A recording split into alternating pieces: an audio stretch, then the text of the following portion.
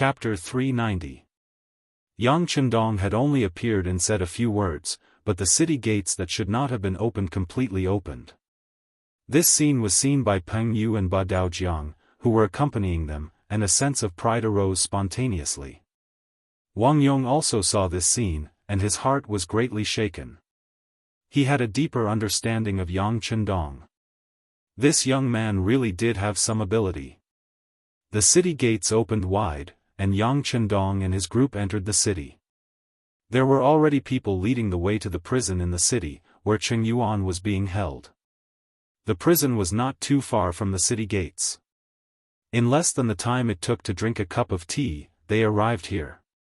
When they arrived here, there were two groups of torches rapidly approaching.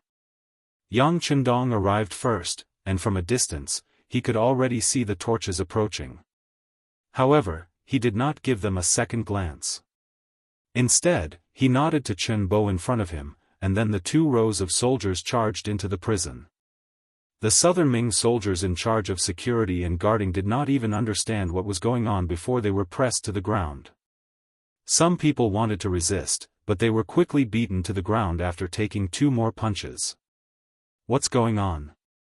The two groups of torches finally approached, illuminating the place as if it was daytime.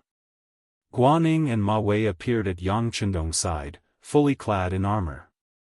They were originally anxious, but when they saw Yang Chendong's figure, they quickly came over to greet him. Greetings, Imperial Envoy. Yang Chendong first nodded his head lightly, then asked in a voice that seemed to be concerned, "It's already late at night, why are you here?" Someone reported to this general that Imperial Envoy entered the city in the middle of the night. "I don't know what happened, so I hurried over to take a look." "That's right, Imperial Envoy, why are you surrounding this place? Also, what crime did these Ming soldiers commit? Why are you beating them?" After Guaning greeted him, his gaze was fixed on Yang Chendong, as if he wanted an explanation. Although Ma Wei didn't say anything, his body was faintly moving closer to Guaning, indicating his attitude. Yang Chendong didn't answer Guan Ying's question directly. Instead, he asked rhetorically, "What? Are you questioning the actions of this Imperial Envoy?" "I wouldn't dare. It's just that since I'm in charge of Zhaoqing Manor's safety, I have to get to the bottom of this." Yang Chendong was obviously a little angry, but Guaning was not moved. Instead, he insisted. It had to be said that Guan Ying's temper wasn't considered to be popular in the imperial court. Fortunately, he held a position in the Ministry of War and was appreciated by Minister Kuang Yi. Otherwise, he would have suffered a lot for speaking to his superior in such a manner. A person like Guaning wouldn't be popular in the South Ming, but his actions were appreciated by Yang Chendong. Not for anything else, but because he dared to call out to him like this in front of his face. This was enough to prove that his courage was praiseworthy. It also proved that this person valued rules in his bones. This kind of person was what the Yang family system needed. Appreciation was one thing. Yang Chendong didn't have any intention of poaching Guaning. It was very difficult for someone like him, whose career was smooth sailing, to be used by him. If he wanted to use people, he had to choose those who had hit a wall or had lost confidence in the Ming dynasty. Guaning was clearly not among them.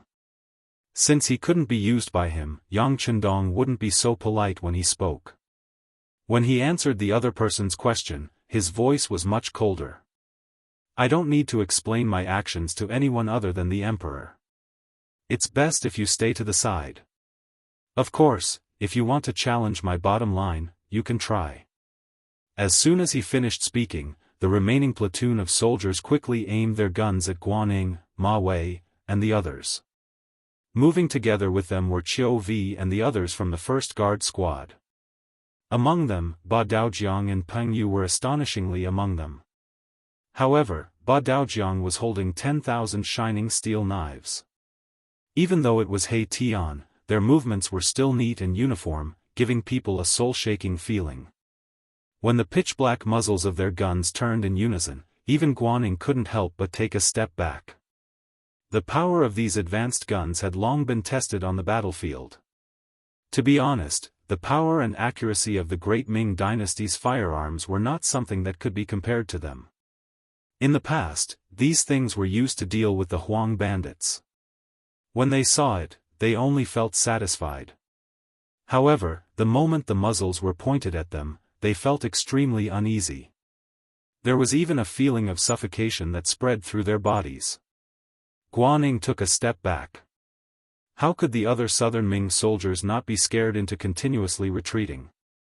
They still hadn't figured out what was going on, but the imperial envoy had already turned hostile. What was he trying to do? Ma Wei was also shocked by the change in front of him. After taking a few steps back, he steadied his body. When he noticed that he had almost retreated into the midst of the soldiers behind him, he couldn't help but blush. He hurriedly took 2 steps forward and said to Yang Chendong with an apologetic smile, "Imperial envoy, what is the meaning of this? We are all on the same side. Treat me as one of your own. Treat me as the imperial envoy. You still dare to ask me what I am doing? Do you normally treat your superior with this kind of attitude?" Yang Chendong's tone was filled with anger. He then pointed at his feet and said, "Remember your current position. If anyone dares to take a step forward, execute them on the spot." His voice was cold and merciless. This wasn't because Yang Chendong wanted to take revenge for Wang Yong, so he used this ruthless method. He had thought of doing this before. As the imperial envoy, other than killing Zhaoqing's general Jiaping and taking care of the Guangdong prison department's Han Qing when he had just taken office, he had never shown his thunderous methods. It was to the point that many people had forgotten his cold image. Just like today, he had used 30,000 taels of silver to buy a pig. According to the Bureau of Security's secret report, the price was actually 30% higher than the market price. This was treating him like a sucker. This wasn't just a matter of money. It was a lack of basic respect. In view of this, he had to intimidate people. He could take advantage of this opportunity to take revenge on the other side. It could also be considered a wake-up call for them. The imperial envoy had threatened to kill anyone who crossed the line. Regardless of whether it was Guanning or Ma Wei, their expressions became ugly. No matter what, Zhaoqing was still southern Ming territory. Although the city was taken down by them, they had given them enough benefits as discussed before. Since it was like this, what right did they have to order them around as the owner? Wasn't this going too far? At this moment, no matter if it was Guanning or Ma Wei, both had a sullen expression on their faces. The soldiers beside them also felt the anger of the general. One by one, they involuntarily placed their hands on their waists, where there was a saber. Suddenly, an austere atmosphere filled the air. It was also at this time that the originally friendly relationship between everyone began to change. Yang Chendong, who knew how many life and death situations, was naturally especially sensitive to this kind of murderous aura. It wasn't just him. Even Ling Feng and the members of the small guard squad all gripped the 95 style tightly in their hands. It was as if they were waiting for an order to start a massacre. If they really fought at such a close distance, it was basically impossible for Ling Feng to come out unscathed. However, the final victor would undoubtedly be Ling Feng. The advantage of modern weapons against cold weapons was still very obvious. Yang Chendong obviously understood this point. However, he was even more clear that now was not the time to truly turn hostile. Putting aside the fact that his 2 wives were still in the capital of Beiming and some of his businesses were still developing there, if they really fought, even if he could kill Ma Wei and Guanning, what was the use? These people had no enmity with him. There was no benefit in killing them, only harm. He wasn't willing to do such a loss-making business. He was very clear on this point. Seeing that swords were drawn and bows bent, Yang Chendong suddenly spoke. "What? Did you eat too much pork and want to move your body a little?" Once these words were spoken, General Ma Wei's originally angry face suddenly flushed red. However, his anger had disappeared. Others might not understand the meaning of these words, but he was very clear. This time, he was in charge of helping the mercenaries buy live pigs. Out of his habit of taking advantage of opportunities, he more or less deducted a little, about 7,000 to 8,000 taels. This was because of his habit, and also because he was envious of the mercenaries' gains. Why should they get all the benefits after entering the city and he get nothing? You guys get the meat, no matter what, we get the soup. Therefore, when he knew that the mercenaries needed a large number of live pigs, he had an idea. He acted first and reported later, so he deducted a certain amount of commission and benefits. He originally thought that the matter was done covertly. However, Yang Chendong had always been very careful. He was afraid that someone would do something to the food, so he had arranged for Yang San to have the security bureau secretly keep an eye on it. He didn't expect that the inside story would be uncovered. Now that Yang Chendong had exposed the matter in front of everyone, Ma Wei's face turned red, and he felt a little lacking in confidence. At this moment, his expression also changed very quickly. It must be a misunderstanding. Quickly stand properly and retreat. Really, we know that the imperial envoy is doing something, we should cooperate. The sudden change stunned the other soldiers. However, since the general had spoken, they didn't dare to disobey. One by one, they put the swords that they were about to pull out back into the sheath. Then, they retreated a few steps, maintaining a safe distance. This change made Guaning very puzzled. He couldn't understand why Ma Wei suddenly changed his attitude. However, before he could ask anything, his body was already pulled back a few steps by Ma Wei. It was also at this time that there was movement from inside the prison. Dozens of soldiers carried an injured man out. Chapter 391. Even though the sky was dark, Guaning could still recognize this person with the help of a torch. It was the bandit leader of the Huang bandit army, Cheng Yuan, who guarded Zhaoqing Manor. He immediately cried out, "This is Cheng Yuan, one of the leaders of the Huang bandit army. The memorial regarding him has already been reported to the imperial court. He will be escorted into the capital tomorrow. Why did you bring him out? Did you see clearly? Is that Cheng Yuan?" Yang Chendong ignored Guan Ying's cries and asked Wang Yong, who was staring at him with bloodshot eyes. "Yes, that's him. I would recognize him even if he turned into ashes," Wang Yong said with certainty. In reality, Cheng Yuan was captured by Chen Bo and Ling Feng. Naturally, Wang Yong would know his true appearance. Yang Chendong's question was only to confirm further. Knowing that this person was Cheng Yuan, he nodded and said, "All right, bring him back to the camp." With that, Yang Chendong turned his head and glared fiercely at Ma Wei and Guaning. Then, he led the troops away without a word. "Why did you bring Cheng Yuan away? Stop them quickly." Seeing that his merit was about to be taken away, Guaning naturally had a look of indignation on his face as he shouted loudly once again. General Guan, bear with it. We are no match for them." Ma Wei, on the other hand, was calm and collected.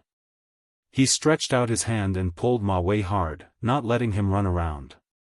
Seeing the figures of Yang Chendong's troops slowly disappear into the night, Ma Wei finally let go of Guan Ying's hands. As soon as he let go, Guaning shouted at him angrily, "General Ma, what are you doing? Do you know that the criminal of the imperial court was taken away under our noses?" Of course, this general has seen it, but I have my own difficulties." Ma Wei replied with a helpless look. "Difficulties? What difficulties?" Guaning asked with a puzzled expression and a face full of anger. He knew that if he couldn't explain things clearly, he wouldn't be able to get through this ordeal. With a guilty look, Ma Wei whispered the story of how he embezzled the money that the mercenaries used to buy the pork. What? After hearing what had happened, Guaning was naturally furious. He shouted in a roaring tone, "General Ma, you are really bold. How can you do such a thing? Shoo. Ma Wei stuck out his index finger to cover his mouth, and said in a pleading tone, "General Guan, there's no other way. If you want to lead soldiers, you have to give them some benefits. Otherwise, who would listen to you? Isn't that the only thing we can do? You." At this moment, Guan Ying's face was filled with anger. He pointed at Ma Wei, not knowing what to say. In the end, they were on the same side. In the eyes of the imperial envoy, Ma Wei's action was probably also his own idea. It was no wonder that the slap in the face came with a wave of his hand. Forget it, forget it. In the end, he was in the wrong first. He couldn't blame others.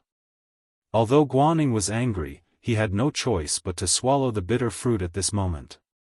Ma Wei saw that his emotions had stabilized, and said in an insatiable tone, "General Guan, now that things have come to this, can we write a battle report and say that Cheng Yuan bit his tongue and committed suicide in prison?" Absolutely not. Guaning hurriedly waved his hand, but he was afraid that Ma Wei would misunderstand, so he said in an explaining tone, "It's not that I don't want to do this, but the brocade guards are everywhere. Presumably, tonight's matter will be reported to the Emperor through secret channels. It's fine if we speak the truth, but if there is even a trace of falsehood, it would be deceiving the Emperor. Do you know the severity of this?" It was Ma Wei's turn to change his expression. He quickly cupped his fist and said, "Thank you for your reminder, General Guan. I was reckless. Forget it, it's not a big deal. From the beginning of the battle, the National Treasury has never given enough food to the Guangdong Guards. The Emperor knows about this. I'm sure the Emperor, with his wisdom, can understand our actions." Guaning thought for a bit and still spoke his opinion. He was afraid that Ma Wei would have too many thoughts. On the battlefield, it was not a good thing for a general to have psychological pressure. "I hope so," Ma Wei said with a face that was praying for Buddha's protection. In reality, he was somewhat afraid. Fortunately, the silver this time was not for his own use. It was because the military was lacking in food. With his heart set on serving the country, he calmed down a lot. On the other side, Yang Chendong led his troops into the city to capture people and calmly retreated. Only after they left the city gates did the Leng Feng troops put away the guns in their hands with waning interest. To these Leng Feng, their hearts were filled with pride, and their strength was tyrannical. Even the southern Ming army was nothing in their eyes. If the sixth young master gave the order, not only would they not be afraid, they would even be unusually excited to fight. This was the ability to use the hearts of an army. To become an invincible army, one must first have the mentality and courage to not fear the armies of the world. Now, it seemed that they had already done it. This courage infected every soldier. Even Peng Yu and Ba Daojiang, who had just joined the guard squad and had witnessed the entire process, were filled with excitement. This was especially so for Ba Daojiang. This could be said to be the first time he had seen someone who dared to make the southern Ming army suffer. This scene left a deep impression on him, and made him extremely curious about the Leng Feng troops. He was also proud that he was one of them. His first sense of belonging came from tonight's operation. Compared to the Huang bandit army that he had joined before, the Leng Feng troops were too strong, and the southern Ming army was too weak. After joining such an army, even if someone wanted to chase him away, it would be very difficult for him to leave. Wang Yong also stood in the group. At this moment, he was staring at the bound Cheng Yuan. In his eyes, there was only this person. The scene of the Wang family's hundreds of people dying tragically appeared in his mind from time to time. At the entrance of the military camp, someone had already sent the news after Yang Chendong and the others had left the city. At this moment, the gates of the camp were wide open. Commander Luo Pe and Political Commissar Kong Jia had already led the soldiers to line up and wait. When they saw the sixth young master's figure approaching, the two of them stood at attention and saluted. "It's fine. Just arrange for people to be on guard. The other soldiers can go and rest." "Oh right, hand Yuan over to Wang Yong for revenge. Yang Chendong rode into the military camp. Then, everything in the military camp fell silent again. After arranging for someone to give Wang Yong a military tent and sending the bound Yuan in, Yang Chendong did not bother about this matter anymore. Instead, he went directly to his own tent to rest. First Madame Hu Yan, third Madame Shui, and Miss Su Monaire were all waiting here. When the two madams heard that Yang Chendong had left the military camp at night and that the entire military camp was under martial law, they were naturally worried. Su Monaire saw that the two madams did not go to rest, so she did not go to sleep by herself. Besides, she was also very curious about what Yang Chendong was doing, so she also stayed. She had not been by Yang Chendong's side for a long time. Speaking of which, the two of them had not even had a chance to be alone. As a result, the sixth young master still gave her a mysterious feeling. Of course, Su Monaire had tried different ways to ask Hu Yan and Madame Shui about this loyal and courageous duke. However, the two madams were very smart. They would say what they should and would not say anything more than what they should not. This made Yang Chendong even more mysterious. Tonight, the military camp was suddenly under martial law. Even outside the tent where Yang Chendong usually chatted and ate with the madams, there were more guards. How could this change escape Su Monaire's eyes? She carefully observed, and her heart was filled with shock. What does this young master want to do? Will he be in danger? That shouldn't be the case. Based on the confidence he displayed on the battlefield, I really don't know who could threaten him. He should be fine. When thinking of this, Su Monaire herself did not know that she was already faintly worried about Yang Chendong. As for why she thought so, she was afraid that she could not figure it out for the time being. Su Monaire did not stop all this until Yang Chendong returned to the military camp tent safely. Even when Yang Chendong's gaze casually swept over her, she blushed for a while. As people said, everyone loved beautiful women. How could a hero not be loved by beautiful women? Sixth young master is back. My husband is back. Hu Yan and Madame Shui stood up one after another. Their concern was completely expressed on their faces and words. I went out to do some small things. I've made Yan, and Shui worry. It's really my fault. How about this? In order to make up for it, both of you can stay here tonight. Ha ha ha. Yang Chendong's face was not serious at all. Instead, it was full of tenderness and sweetness. As soon as he said this, Hu Yan and Madame Shui in the tent both blushed and became hot. They were shy and happy. They were happy to have a husband who loved them so much. However, it was inevitable that they would feel embarrassed to say such words of love in front of so many people at the same time. This was not the future. On the street, there were people who courted and kissed in public. The onlookers would even give them their blessings. If all this happened at this time, it would only attract people's sidelong glances. It was normal for people to feel ashamed. Yang Chendong's action made the two madams very shy.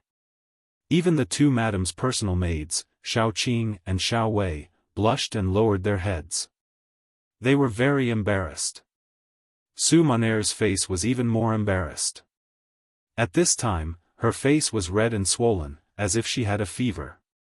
After hearing this, she did not even dare to raise her head. She just bowed and almost ran out of the tent with the help of her maid, Xiao Yun. Behind her came Yang Chendong's laughter. Chapter 392. Sixth young master, Miss Su is not married yet. She is very thin-skinned. If you do this, she will inevitably feel embarrassed. Hu Yan walked forward and took the initiative to remove the military windbreaker that Yang Chendong was wearing. Then, she said with a coquettish expression. Who asked her to come over and join in the fun for no reason? I didn't invite her either. Yang Chendong said casually. Then, he stretched out his hand and hugged Hu Yan's slender waist. Hu Yan's face was filled with happiness. When she was hugged, she did not show any signs of rejection. Instead, she said to her personal maid, Xiao Qing, quickly bring the hot water over. Third sister and I will serve my husband to bathe. On the other side, Su Maner hurried back to her military tent. Even after she sat down again, her heart was still beating fast. The maid, Xiao Yun, said in an extremely dissatisfied voice, Miss, this sixth young master of the Yang family is really something. He knows that Miss is still here, yet he said such shameless words. He really doesn't respect others. Xiao Yun, be quiet. Su Maner's body shook when she heard this. Then, she said in a slightly stern voice, Xiao Yun, you can't say such things in the future. You have to understand that we came here of our own free will. No one forced us. Do you know? If he insists on chasing us away because of your words and actions, then how will we achieve the goal of this trip? Even if I die, I won't be able to face my family. After Su Maner's expression became serious, Xiao Yun had already shut her mouth. When she saw that her master's expression became more and more serious as she spoke, and her eyes were about to turn red, she hurriedly came forward.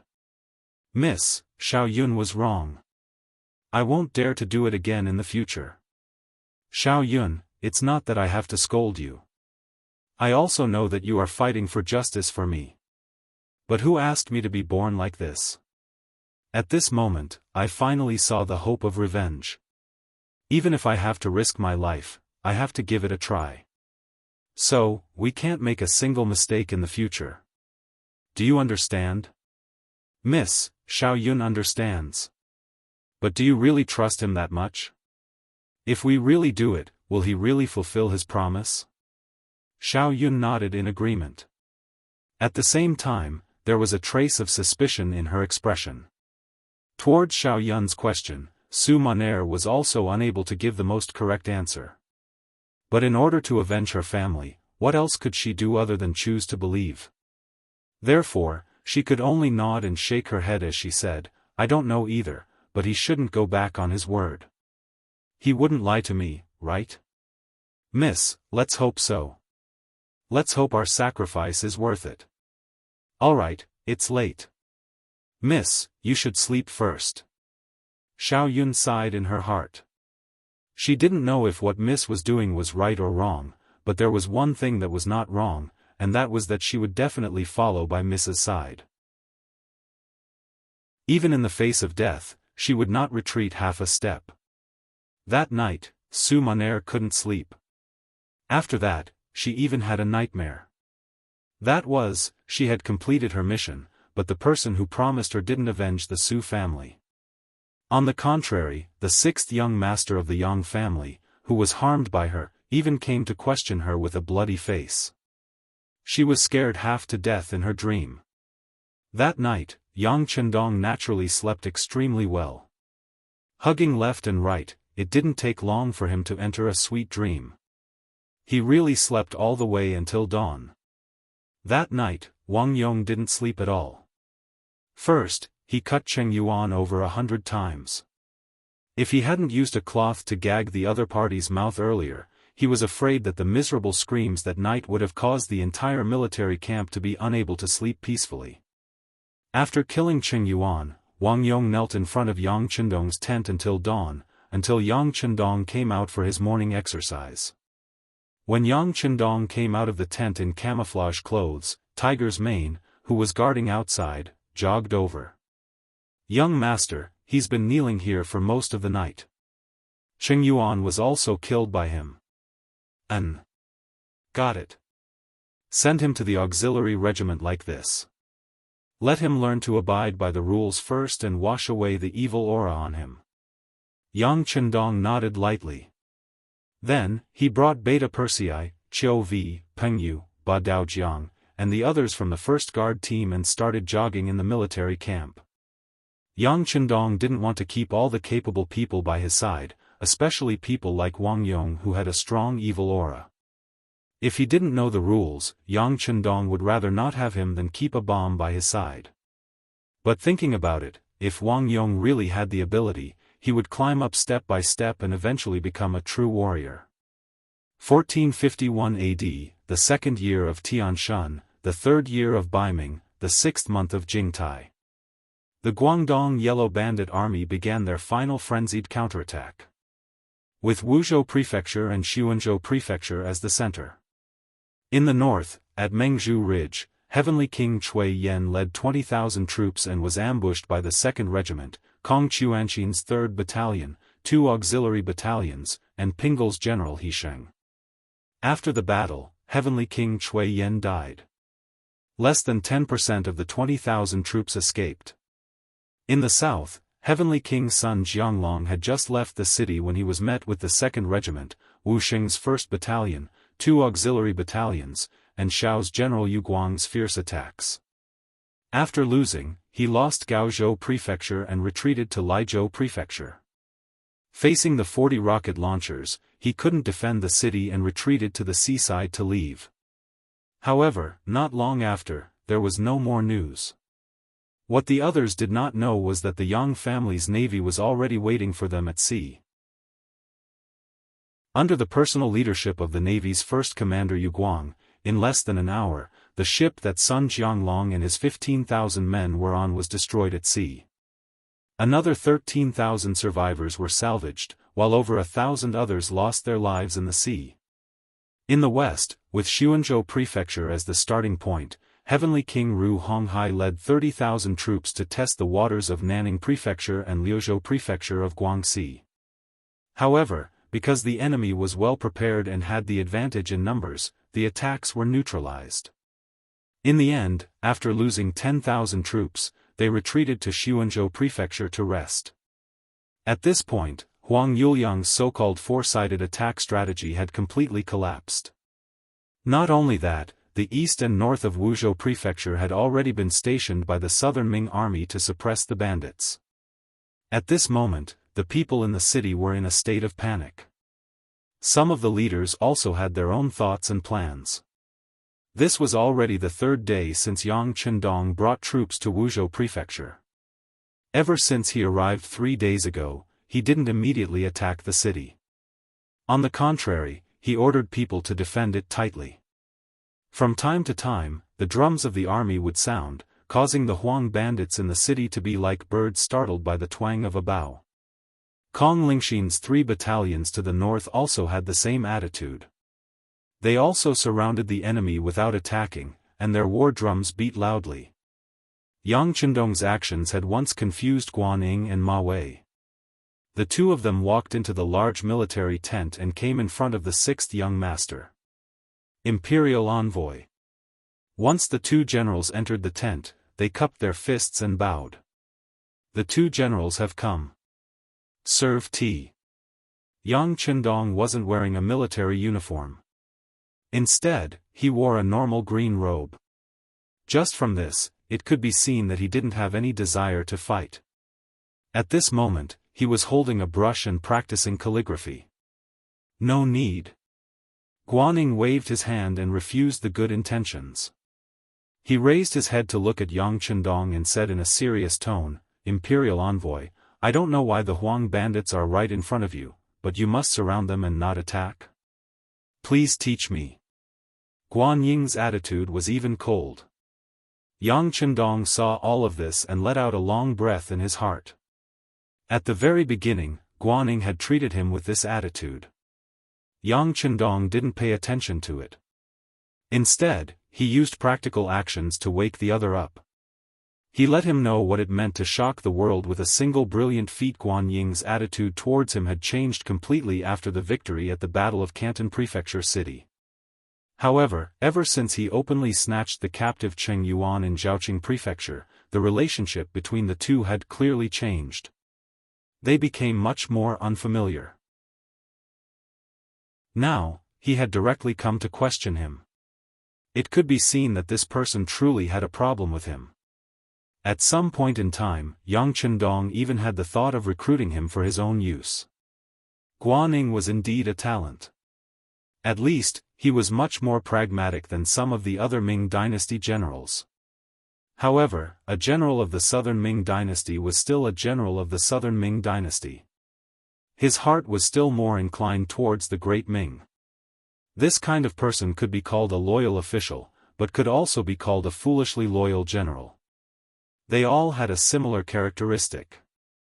They wouldn't easily change their original intentions. In other words, it was very difficult to change the mentality of these people. Take Yu Qian for example. He was also foolishly loyal. However, Yang Chendong had spent a lot of effort on him. Under the influence of nearly a year in Crimson City, even a stone's heart could melt. Finally, the environment changed a person. Yu Qian had become an important official of the Wuxia Dynasty. He was in charge of the affairs of Crimson City and the nearby cities. He had also displayed his ability to manage everything in an orderly manner. Yu Qian could be changed because in Yang Chendong's heart, he was a very capable person. He was worth the price to attack his heart. However, although Guanning was a good general, he wasn't unique. In the new Wuxia Dynasty army, there were no lack of good generals. There were even a few who had shown their talents as commanders. Since that was the case, why would he spend so much effort on Guanning? Originally, Yang Chendong didn't have much hope. Naturally, when he saw Guan Ying's attitude, he wasn't angry. On the contrary, when faced with his question, he continued to practice his calligraphy as he spoke with an indifferent expression. Surround but don't fight? Naturally, it's because there are too many Huang bandits in the city. With our small number of soldiers, we can't take them all down. Since that's the case, it's better to slowly wear them down. You've also seen that starting today, there are already Huang bandits coming out of the city to join us. Although there aren't many of them, only a dozen or so, it's still a good start. I believe that if I slowly endure like this, in less than half a year, the Huang bandits in the city will collapse on their own. Chapter 393. What Yang Chendong said was an understatement, and the method was indeed appropriate. Based on what he said, the Huang bandit army would not all surrender in half a year. However, it would be much easier to attack the city at that time. However, how could Guanning wait for half a year? During the chaos in Yunnan, the Southern Ming army was forced to retreat step by step. The initial problem had become an existence that threatened the foundation of the country. In comparison, the Huang bandit army was not worth mentioning. Especially as the heavenly kings were either destroyed or fled in defeat, they had long become an existence that was difficult to achieve. A real man standing in the world had to do something that shocked the world. Thus, although Guanning was still in Guangdong, his mind had long flown to the battlefield in Yunnan thousands of li away. He wanted to go there and show off his skills. However, if he wanted to go to Yunnan, the matter in Guangdong had to be resolved first. This was one of the main reasons why he had come to urge Yang Chendong. Wait? The imperial envoy can wait, but I cannot. Right now, the war in Yunnan is not going smoothly. The emperor and minister Kuang are endlessly worried. They only hope that after resolving the matter of the Huang bandit army, they can use the power of the country to quell the chaos in Yunnan. So, I asked the imperial envoy to send troops. Standing there, Guanning once again cupped his fist and spoke. At this moment, he was no longer like a subordinate. Instead, he was like a superior giving orders. Guan Ying's words fell into Yang Chendong's ears. He had no choice but to stop writing and stand. He then looked straight ahead and said to Guanning, I have said that the Huang bandit army is powerful. Now is not the best time to attack the city. I will not say this a second time. Guanning, you may leave. He did not call him General Guan and instead directly called him by his name. This already expressed Yang Chendong's anger. Ma Wei, who was accompanying Yang Chendong, saw that Yang Chendong was angry. He immediately winked at Guanning. It was clear that he didn't want him to continue talking. However, since Guanning had come with a determined heart, he would not back down because of one sentence. After hearing Yang Chendong's words, he shook his head. Fine. Since the imperial envoy does not think the time is right, I request to lead troops to attack the city. Please allow it. Approved. Yang Chendong agreed without hesitation. Since this person was determined to do so, he could not stop him. He would just fulfill his wish. He had not thought that Yang Chendong would agree so readily. Guaning was first surprised, then his eyes showed gratitude. Thank you, Imperial Envoy. Guaning left, followed by Ma Wei. As soon as they left the tent, Tiger's Mane, who was standing at the side, was puzzled. Young master, why did you agree to his request? He's a good general, and he's smart. This young master is just helping him. I hope he can be a good opponent in the future. After saying that, Yang Chendong lowered his head and continued to practice his calligraphy, leaving Tiger's Mane standing there at a loss. Tiger's Mane could feel that there was a hidden meaning in the young master's words, but he still needed to figure it out himself. But he really could not figure it out for a while, so his gaze fell on Beta Persei, who was standing on the other side. Feeling Tiger's Mane's gaze, Beta Persei dodged again and again, turning a blind eye. It was not for any other reason, but because he also could not understand the hidden meaning in the young master's words. For him, there was no need to worry about these complicated things. He only needed to protect the young master's safety. As for Tiger's Mane, if he wanted to think about it, then he could think about it. If he wanted to have a headache, then he could. Seeing that Beta Persei did not look at him, Tiger's Mane secretly scolded him for being an idiot, but then he also laughed. He could not figure it out himself, so how could he not be an idiot?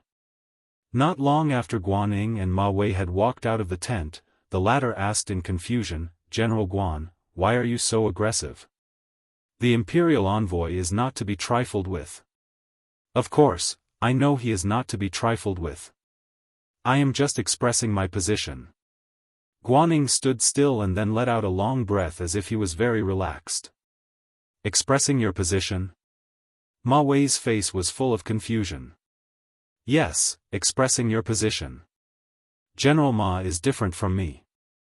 You are the commander of the Guangdong Guards, and Guangdong has just experienced war. I'm afraid you will need to stay here to guard for a while. After everything is settled, I will return to Jingdo. When the time comes, I will be rewarded. Under the glory, I will naturally be envied. It is inevitable that there will be villains who will slander the emperor. At this time, falling out with the imperial envoy is expressing my position. This way, I will not be suspected by others. This is one of the reasons. Although these few battles seem to be going smoothly, in reality, it is all due to the efforts of the imperial envoy and the mercenaries. We have always been dispensable existences. In order to prove ourselves, we need to fight a real battle. This is also where we have the opportunity to perform. Guaning spoke the thoughts in his heart completely because he knew Ma Wei would not be able to return to Jingdo to take up a post for a while. To people who could not threaten him, he could open up some of his heart. Of course, if he didn't make the matter clear, Ma Wei would probably not fully cooperate with him. This would also be very difficult for him to take down Wuzhou. This was also one of the important reasons. After being said like this, Ma Wei finally understood. After sighing in his heart about Guan Ying's careful thinking and long-term vision, he immediately expressed his position. General Guan, since it is like this, I will fully cooperate in the attack on Wuzhou. We will fight however you want. Good, I have already ordered people to make the scaling ladders and other items needed to attack the city. They should be ready in a day. At that time, we will attack the city with all our strength. The great merit will be right in front of us. Guaning wanted Ma Wei to say this, so he immediately spoke excitedly. Good, Ma Wei said in a similarly excited tone. During the chaos in Guangdong this time, as the commander of the Guangdong Guard, he was not able to quell the bandits at the first moment. He was originally guilty. Now that he had the opportunity to take the blame, of course, he did not want to let it go. The two generals had the same goal. After returning to their tent, they began to prepare enthusiastically. A day later, when the wooden scaling ladders were completed, the attack on the city began. Within Wuzhou Prefecture City, in a large courtyard, a new signboard was hung high up. The two large words, Zhu Manor, were written on it. This was the manor of Zhu Fangyong, one of the leaders of the Huang bandit army. As a chess piece that Yang Chendong had placed in the Huang bandit army, Zhu Fangyong's performance was exceptional. After saving Huang Yuliang's life and losing 3 of the 4 heavenly kings, he had become one of young Master Huang's trusted aides. Of course, Zhu Fangyong was clear that Huang Yuliang was both wary of him and using him. Wary because of the other's nature, using him was because there was no better general to choose from. Fortunately, Zhu Fangyong had never been of the same mind as Huang Yuliang. Thus, he was able to deal with this situation safely. As a trusted aide that Yang Chendong had placed here, he knew the direction of the situation better than anyone else in the city. He even had a rough guess of where the next step would be. Originally, everything was within his expectations. However, the Ming army suddenly attacked the city this morning. This was something that Zhu Fangyong could not understand. Based on the previous plan, they should first surround the city and wait for the morale of the city to fall into chaos before making their next move. However, why did they suddenly attack the city? Had there been a change in the plan? However, he should have been notified first. Just as Zhu Fangyong was feeling uneasy about the matter in front of him, the person in charge of communications, Leng Feng, finally appeared. The person who came was dressed as a farmer delivering vegetables. To outsiders, the reason he was called before Zhu Fangyong was because the general wanted to know the price of vegetables in the city. Zhu Fangyong was deeply trusted by Huang Yuliang, so it was normal for him to be worried. The person who came was dressed in rough clothes. Even his face was full of wrinkles and his skin was dark. Under this kind of appearance, it was difficult for anyone to suspect that he was not a vegetable farmer. In reality, the person who came was disguised. This was one of the necessary methods to become an elite spy of the Security Bureau. I am 007. You can call me 007. This is a token. When the vegetable farmer arrived in the bedroom, he no longer had the silly grin and hunched posture that he used to have in front of outsiders. Instead, he straightened his back, took out a golden token from his bosom, and presented it to Zhu Fangyong. The golden tablet was made by the military factory in Crimson City. Many modern elements were added to it. Even if others wanted to disguise it, it was impossible to do so. Zhu Fangyong had seen such a tablet before. That person was codenamed 013. Now that 007 had appeared, it was clearly of a higher level. He immediately cupped his fist and said, "Brother 007, you've worked hard. We are all working for the 6th young master. This is our duty. It can't be considered hard. However, I'm afraid that after this, Commander Zhu will really have to work hard."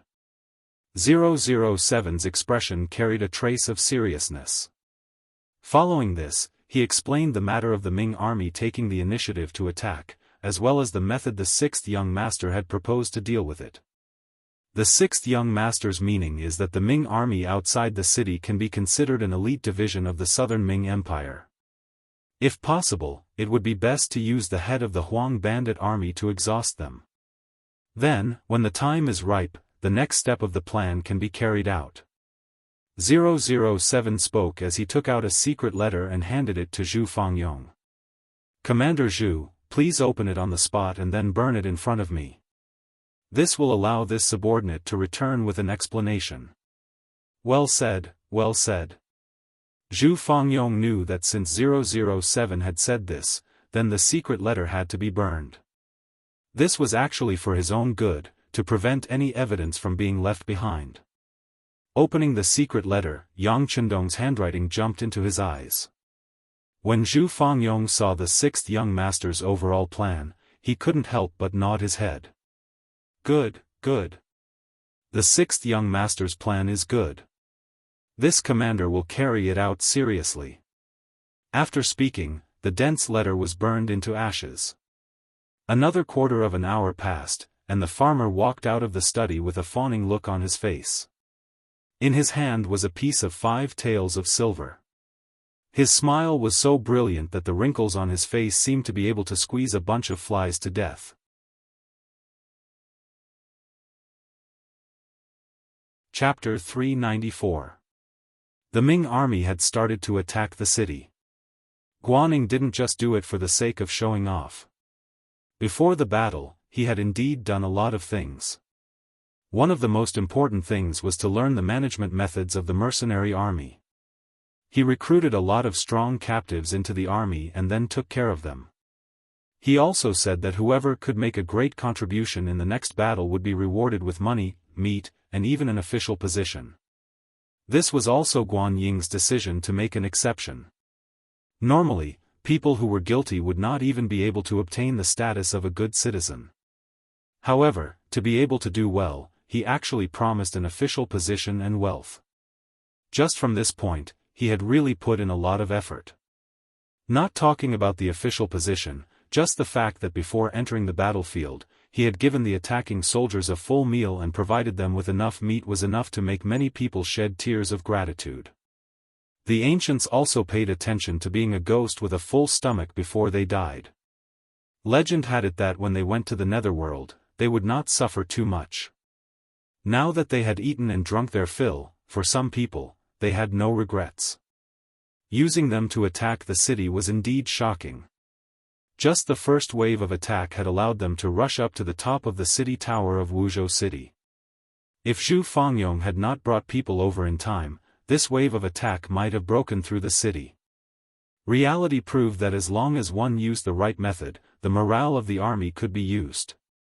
He called the original Huang bandit captives to the training grounds of the camp.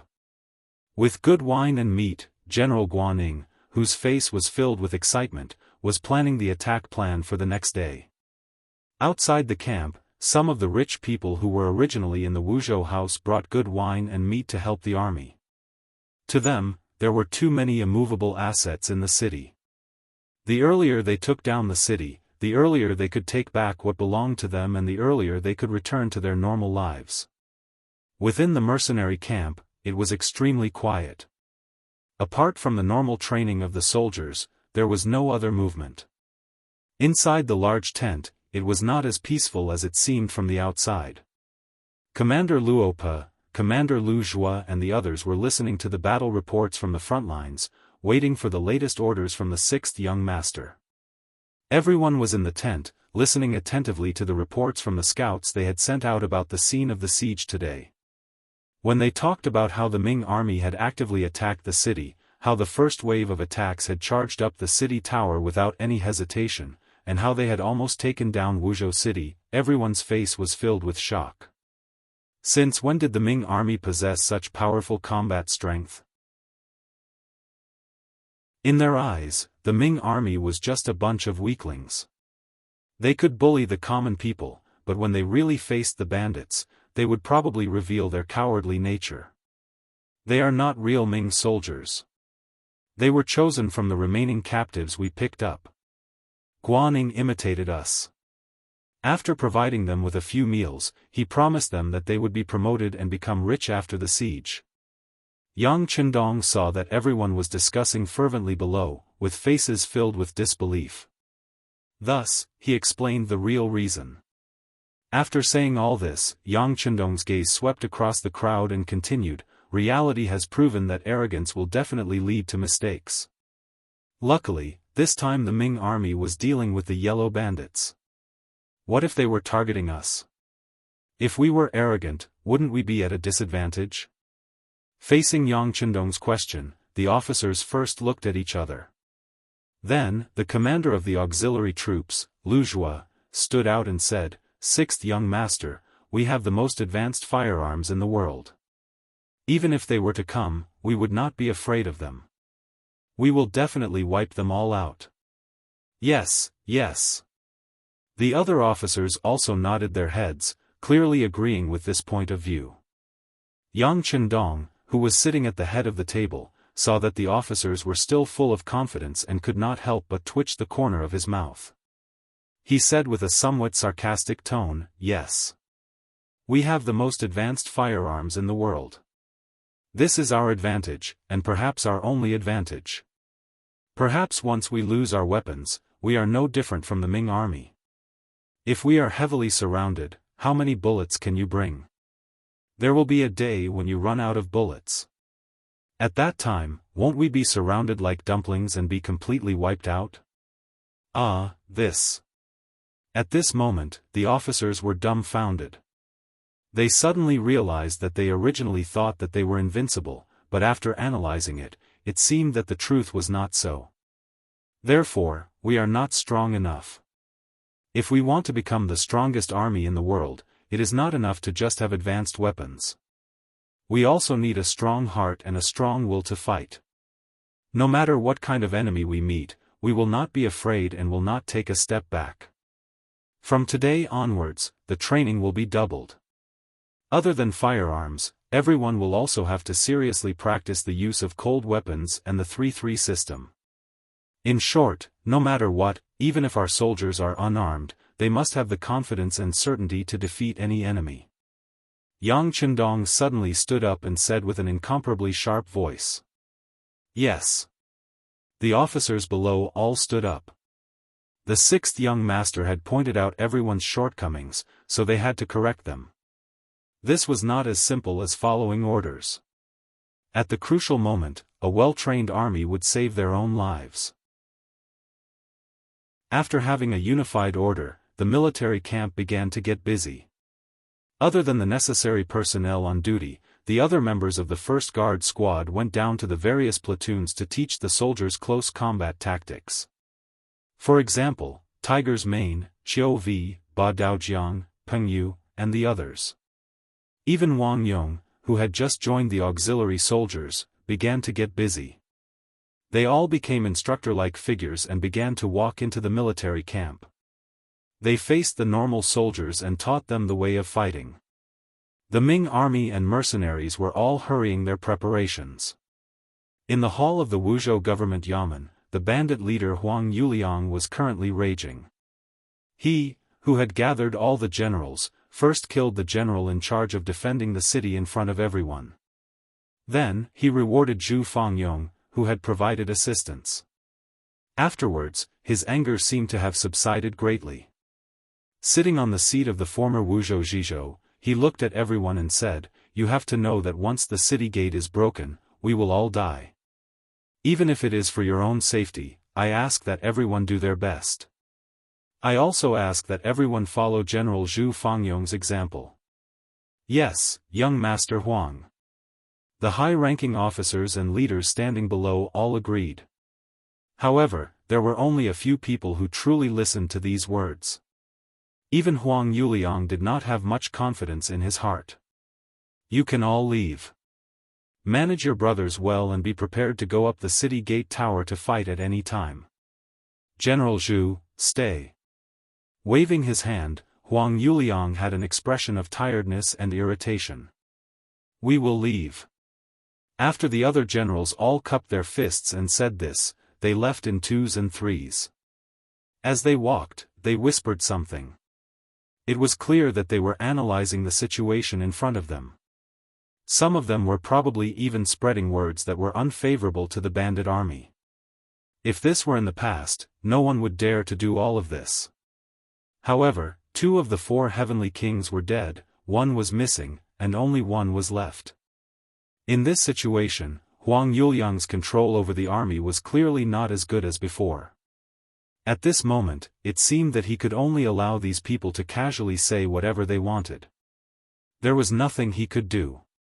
Everyone left, leaving only Huang Yuliang, 2 guards, and Zhu Fangyong standing in the middle of the hall. "General Zhu, your performance today was very good. I am very satisfied." Huang Yuliang sighed as he looked at Zhu Fangyong, who was still able to organize a military force to fight against the Ming Dynasty in this chaotic world and emerge victorious. This is all due to young master's good fortune. This general does not dare to claim credit. Zhu Fangyong did not forget to flatter Huang Yuliang. Ha ha ha, good. General Zhu is still the most loyal. This young master can rest assured when doing things. Huang Yuliang, who was extremely comfortable with this flattery, laughed heartily. Soon after, his tone changed. General Zhu, this young master intends to hand over the task of guarding the city to you. How confident are you? Zhu Fangyong, who was asked this question, was stunned at first, as if he was not mentally prepared. Then, he half knelt and said, "Many thanks to young master for thinking so highly of me. Even if you hand over the defense of the city to me, I will do my best." In Huang Yuliang's eyes, Zhu Fangyong's words of loyalty naturally made him happy. However, what he valued more was how confident Zhu Fangyong was in defending the city. Thus, he asked again. "General Zhu, you still haven't said. If I hand over the defense of Wuzhou to you, will you be able to defend it?" Zhu Fangyong slowly raised his head and looked at Huang Yuliang. He said with a serious face, in reply to young master, "I will not be able to defend it." What? Originally, Huang Yuliang thought that even if he could not defend it, Zhu Fangyong would say some tactful words. For example, he would do his best, or he would hold on for a while, etc. He never expected such a direct answer, which caught Huang Yuliang off guard. "You will not be able to defend it? I have 60,000 soldiers, so why can't I defend a small Wuzhou prefecture?" Huang Yuliang asked unhappily. "Young master, please forgive me for speaking so bluntly. You also said that we are in a small Wuzhou prefecture. If we defend it for a long time, we will run out of food and water. If that's the case, there will be chaos before anyone else attacks. If that's the case, how can we defend the city?" Hearing Zhu Fangyong's serious answer, Huang Yuliang's emotions gradually stabilized. "Okay, then what do you think?" "Young master, based on my thoughts, we must give up on the Wuzhou prefecture." "Give up?" "Continue." Huang Yuliang frowned as he listened. "Yes." After Zhu Fangyong agreed, he said, "The art of war says that if we defend for a long time, we will definitely lose. Without reinforcements, defending the Wuzhou prefecture to the death is the worst plan. There might even be no hope. Why not give up on this place and find a new place to settle down? It's like arranging for Ru Honghai to find a new place to settle down and develop. Internally, we can guard the city strictly and delay the Ming army's attack speed. At the same time, we also have to deal with the internal problems. This humble general is not talented, but I have arranged for some people to do some investigations. I found that some generals have long wanted to join the Ming army. If such people stay by our side, not only will they not be of help, but they will also become our cancer and hinder our development." Chapter 395. Zhu Fangyong spoke with fervor and assurance, and Huang Yuliang listened very seriously. He only stopped talking after the time it took for a stick of incense to burn. Then, he stared ahead without blinking, waiting for his young master to make the final decision. From Zhu Fangyong's words, Huang Yuliang knew that Zhu Fangyong had put in a lot of effort. At least, he had carefully considered their escape route. More importantly, Zhu Fangyong's words were clear and logical, and he had a plan for how to proceed step by step. This made Huang Yuliang very confident. An army was most afraid of doing things without a goal. This kind of army was like a headless fly, and was destined to have problems. From this, it could be seen how important a correct direction was. Huang Yuliang had already secretly approved of Zhu Fangyong's plan, but he still needed to ask for more details. "Yes, General Zhu, please stand up. You said that you could let Heavenly King Ru find a new location, but do you have a plan?" "In reply to young master, I do have a plan. If possible, we can let Heavenly King Ru lead the army to the vicinity of Gaozhou Prefecture. That place is vast and sparsely populated, and the territory is large. There aren't any important towns around it, so it's beneficial for us to move around there. Once the time is right, we can raise our flag again and gather a powerful army. Zhu Fangyong, who was already prepared, explained the plan in one breath. Gaozhou Prefecture? Hearing this location, Huang Yuliang hurriedly searched for it on the map. Then, he said with a suspicious expression, "Isn't there also a Ming army in Gaozhou Prefecture? Previously, Heavenly King Sun Jianglong's army was defeated there." "That's right, it's there. However, just like young master said, if you didn't expect us to go there, then the Ming army would be even more surprised. Taking them by surprise is in accordance with the art of war. We will have a chance to appear there when they least expect it. It's precisely because it's not far from the sea that we can escape into the sea if things go wrong. This way, the southern Ming army, which has already restricted the sea, can't do anything to us. When that time comes, we'll be like fish in the sea." Zhu Fangyong nodded heavily with a confident expression. "Take them by surprise, take them by surprise," Huang Yuliang muttered to himself. Then, as if he had made up his mind, he slammed his fist on the desk. "All right, let's take them by surprise and kill our way out. How about this? General Zhu's suggestion just now will be approved by this young master. I'll leave the matter of city defense to you. You will also be in charge of those disloyal generals. At the same time, you will also arrange for Heavenly King Ru to secretly attack Gao Prefecture. I hope you won't disappoint me. Otherwise, you know the consequences." The reason he said that he would not be disappointed was because the failure of Zhu Fangyong's policy of attacking everywhere had not only caused the strength of the Yellow Bandit army to shrink greatly, it had also implicated Sun Jianglong and Cui Yan, the two heavenly kings, to die in battle or disappear. This time, he listened to Zhu Fangyong's plan. If something went wrong again, then he would have to doubt Zhu Fangyong's intention. How intelligent was Zhu Fangyong? He naturally understood the hidden meaning in Huang Yuliang's words. He immediately cupped his fist and said, "I'm willing to guarantee with my life that as long as Heavenly King Ru is careful, once you suddenly appear in front of Gao Prefecture City, no one will be able to stop you." "All right, then this young master will take advantage of General Zhu's auspicious words." Huang Yuliang's laughter rang out in the hall. He seemed to be in a good mood at this moment. Huang Yuliang trusted Zhu Fangyong again. Even though he knew that there were risks in doing so, he didn't have any better methods to deal with the current situation. Thus, he might as well give it another try. Of course, he didn't completely trust Zhu Fangyong. He still arranged for a group of personal guards to follow Zhu Fangyong and watch his every move.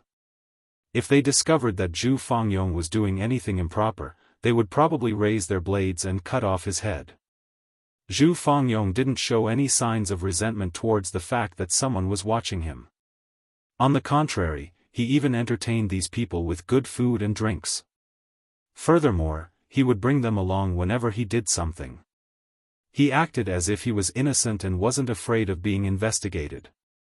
After gaining Huang Yuliang's trust on the surface, Zhu Fangyong started to do things boldly. First, he captured some of the generals in the Huang bandit army who weren't ready to fight.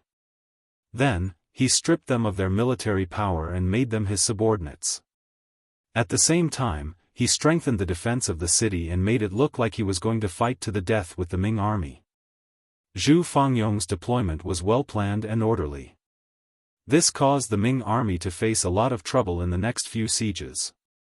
There were many casualties in the fierce battle above and below Shuangfang City.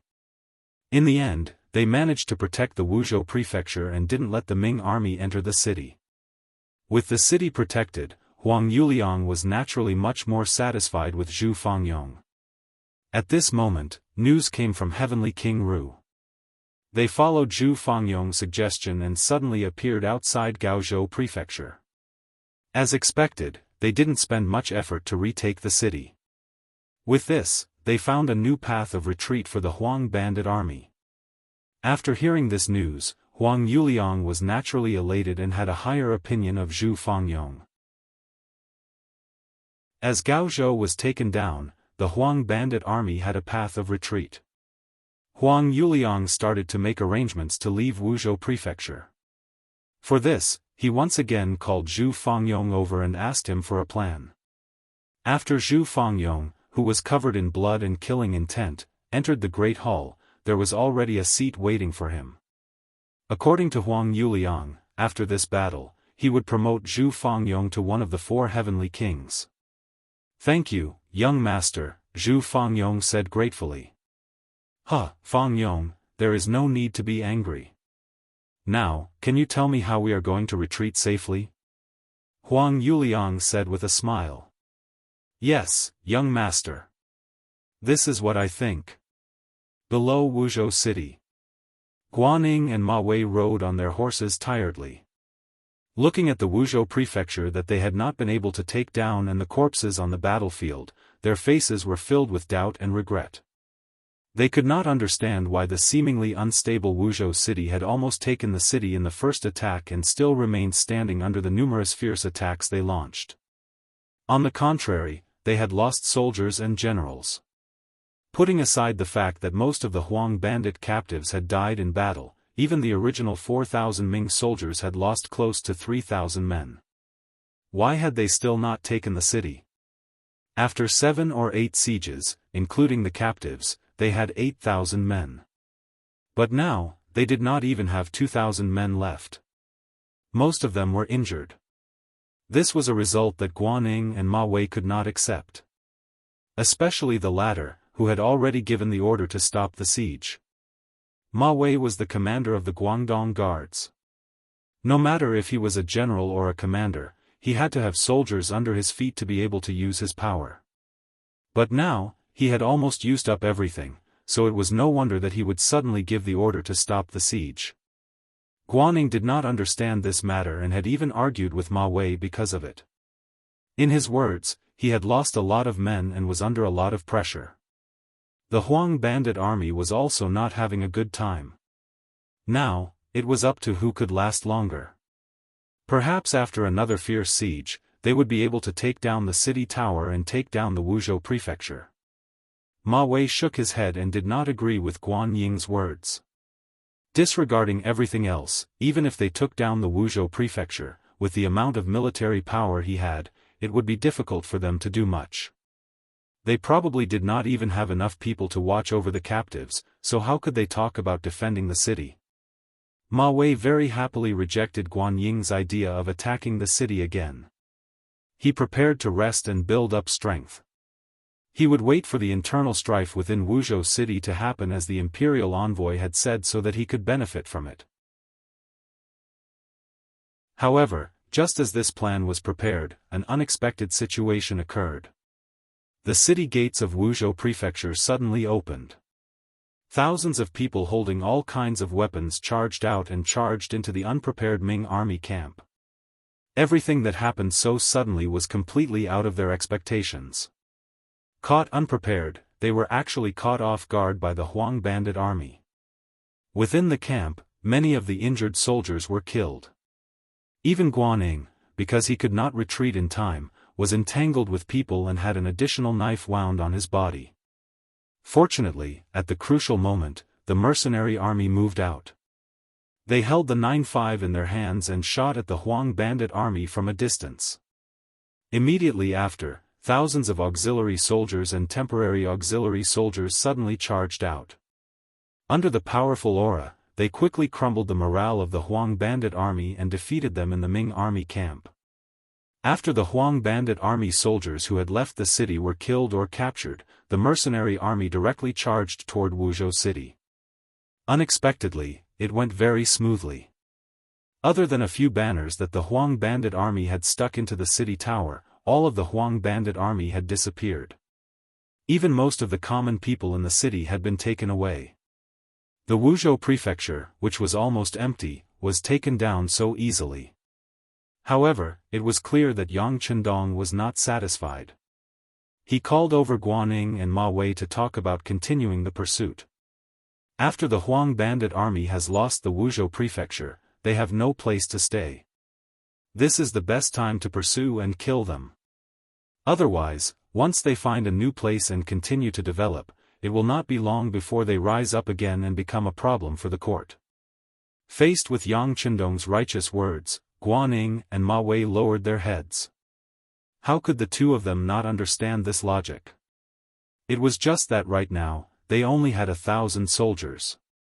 Even if General Pingle brought a few hundred people, there were less than 2,000.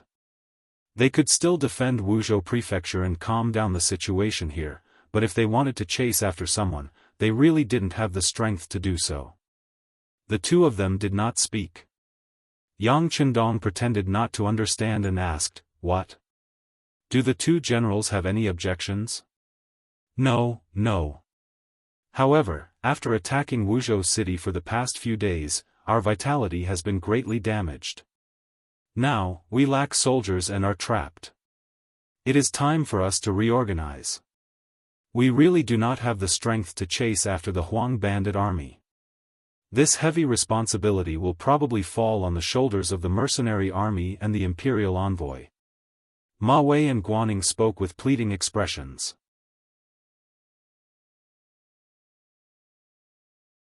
Chapter 396. So it's like this. Alright, since this imperial envoy has promised the emperor, then I will definitely completely destroy the Huang bandit army. Thus, we will leave first. If the two generals have finished organizing the military affairs, it won't be too late to catch up. Yang Qindong only pretended to be troubled. After a slight hesitation, he immediately agreed.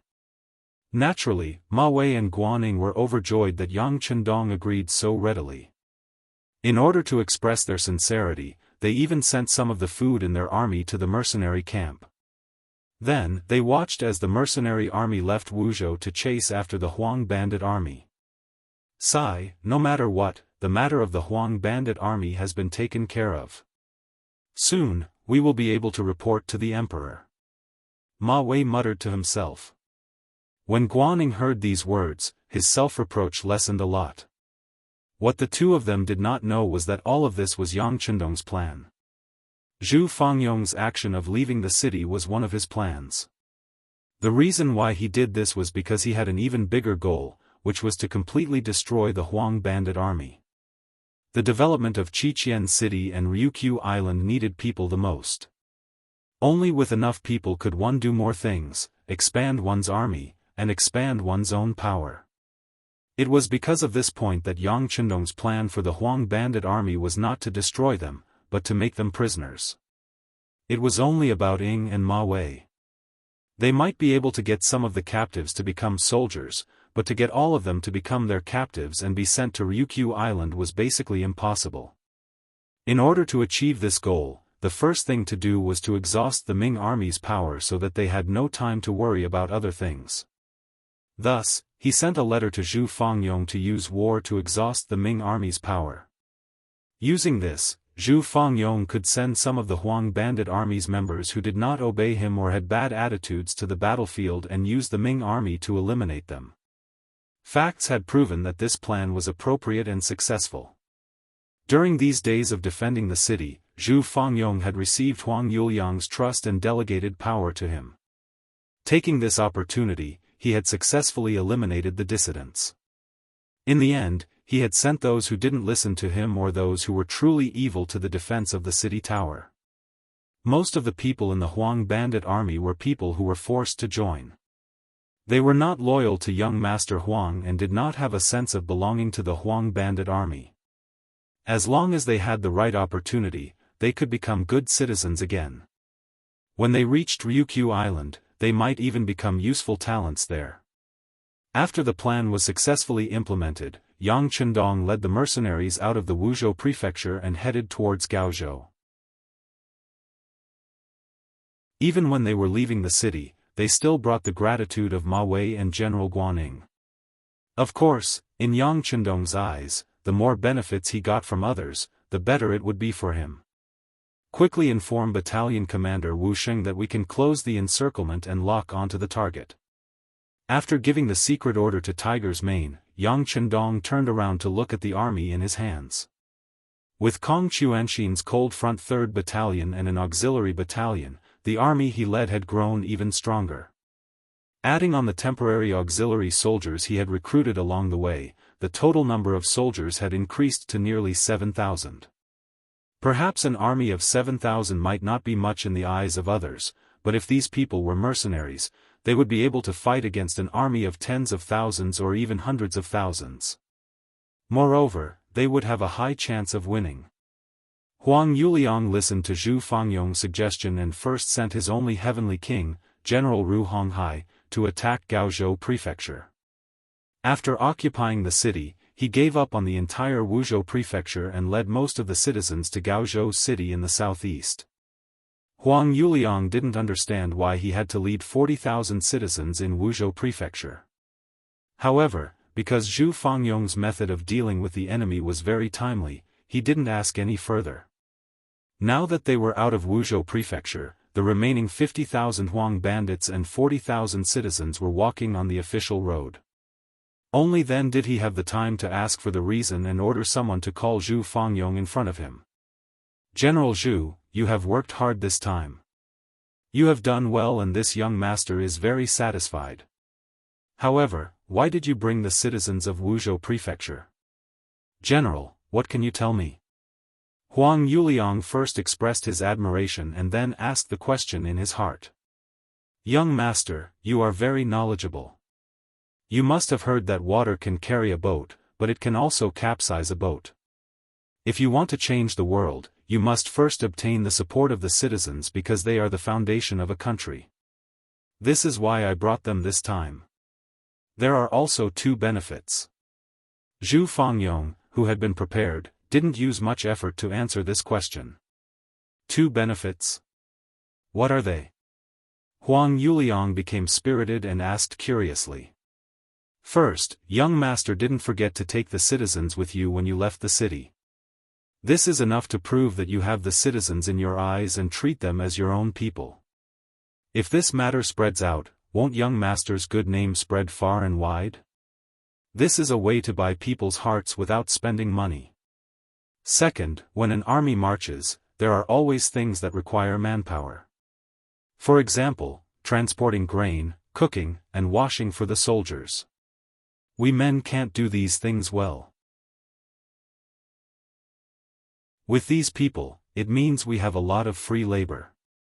Why not? With their hands free, our soldiers can focus on traveling and recover their energy. Once we fight with the Ming army, they will be able to use their strength better. Isn't this the best of both worlds? General, we have robbed so many cities. Right now, we don't lack grain and even have money left over. Isn't it a good thing that we can use the extra grain to get so many people to work for us? As for when we don't have enough grain in the future, we can think of a way to get them to leave. At that time, no matter where they go, they will think of young master's kindness and want to eat and wear warm clothes with you. If that's the case, once they hear about your news, who wouldn't want to come and seek refuge with you? Why would we worry about not having enough soldiers? Wouldn't the army grow stronger? Zhu Fangyong said a lot in a row. Every time he mentioned something, Huang Yuliang felt his eyes light up. Good, good. General Zhu is indeed far-sighted. With General Zhu, there is no need to worry about the world being unstable. Like this, from today onwards, General Zhu will be one of the 4 heavenly kings under this young master. Hearing this reward, Zhu Fangyong's heart was filled with joy. However, he still pretended to be grateful. Many thanks for young master's nurturing. Fangyong will definitely do his best to repay young master's kindness. Well said, well said. Huang Yuliang laughed heartily. He was happy that he had obtained such a loyal and capable subordinate. However, he didn't know that from now on, his little life was in the hands of others. Zhu Fangyong had officially become one of the 4 heavenly kings. This made his authority grow unprecedentedly. Many military leaders used the opportunity to congratulate him to express their loyalty. As a result, his influence in the Huang bandit army grew larger and larger. In fact, he could even make decisions on many matters without needing to report to Huang Yuliang. All of this gave Zhu Fengyong more support for his plan to complete the sixth young master. Gaozhou Prefecture. After Heavenly King Ru Honghai used a surprise attack to occupy this place, he gradually became arrogant. As one of the old four heavenly kings, Ru Honghai wasn't as brave as Geng Jun, nor as tall as Cui Yen. He wasn't as familiar with naval battles as Sun Jianglong. He was able to become one of the heavenly kings mostly because of his obedient personality. Among the four heavenly kings, the one that Huang Yuliang trusted the most was probably the ugly and average-looking Ru Honghai. There was no one else. His luck wasn't bad and he actually managed to survive until now. He even took over Gaozhou Prefecture and found a path of retreat for his young master. This merit could be said to be great.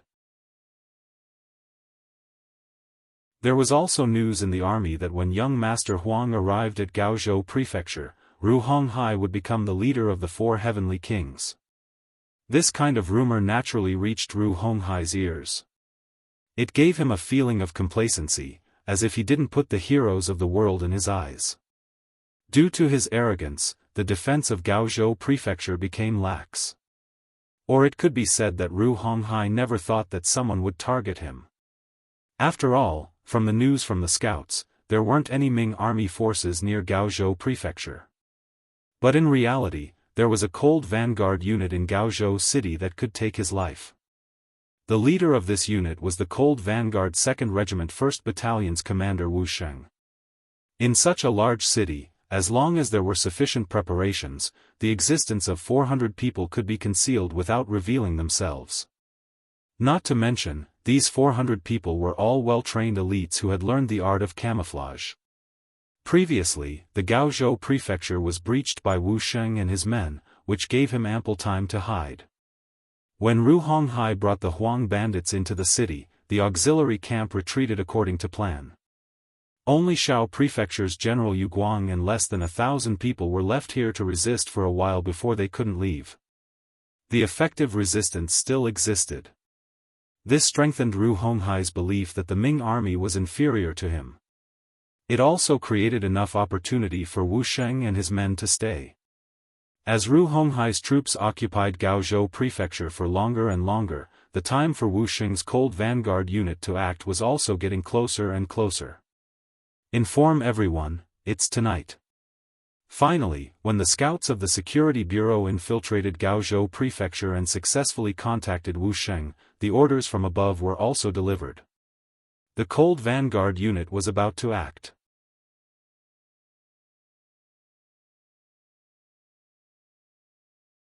Chapter 397.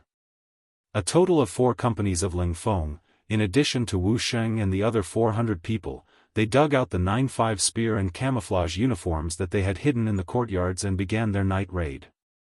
The Ling Feng's movements were orderly and meticulous. Every Ling Feng had their own position. For example, who was in charge of dealing with the sentries, who was in charge of stopping the attack, who was in charge of seizing the city gate, who was in charge of capturing Ru Honghai, etc. All of the plans were assigned to every soldier. As a result, when it was midnight, more than 400 people walked out of the alleys and ran towards their respective targets. The Huang bandit army was caught off guard and did not expect the danger to come from within. In front of the meticulous, agile, and well-armed Ling Feng, most people did not even have the ability to fight back. Among the bodyguards protecting Ru Honghai, there were a few who had decent martial arts skills. Because of their high alertness, they were the first to notice that the atmosphere was not right and sent out a warning signal. Unfortunately, there were too few such experts.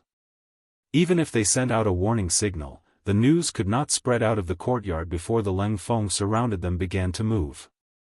Battalion Commander Wu Sheng took the lead and kicked open the door with the 95 style.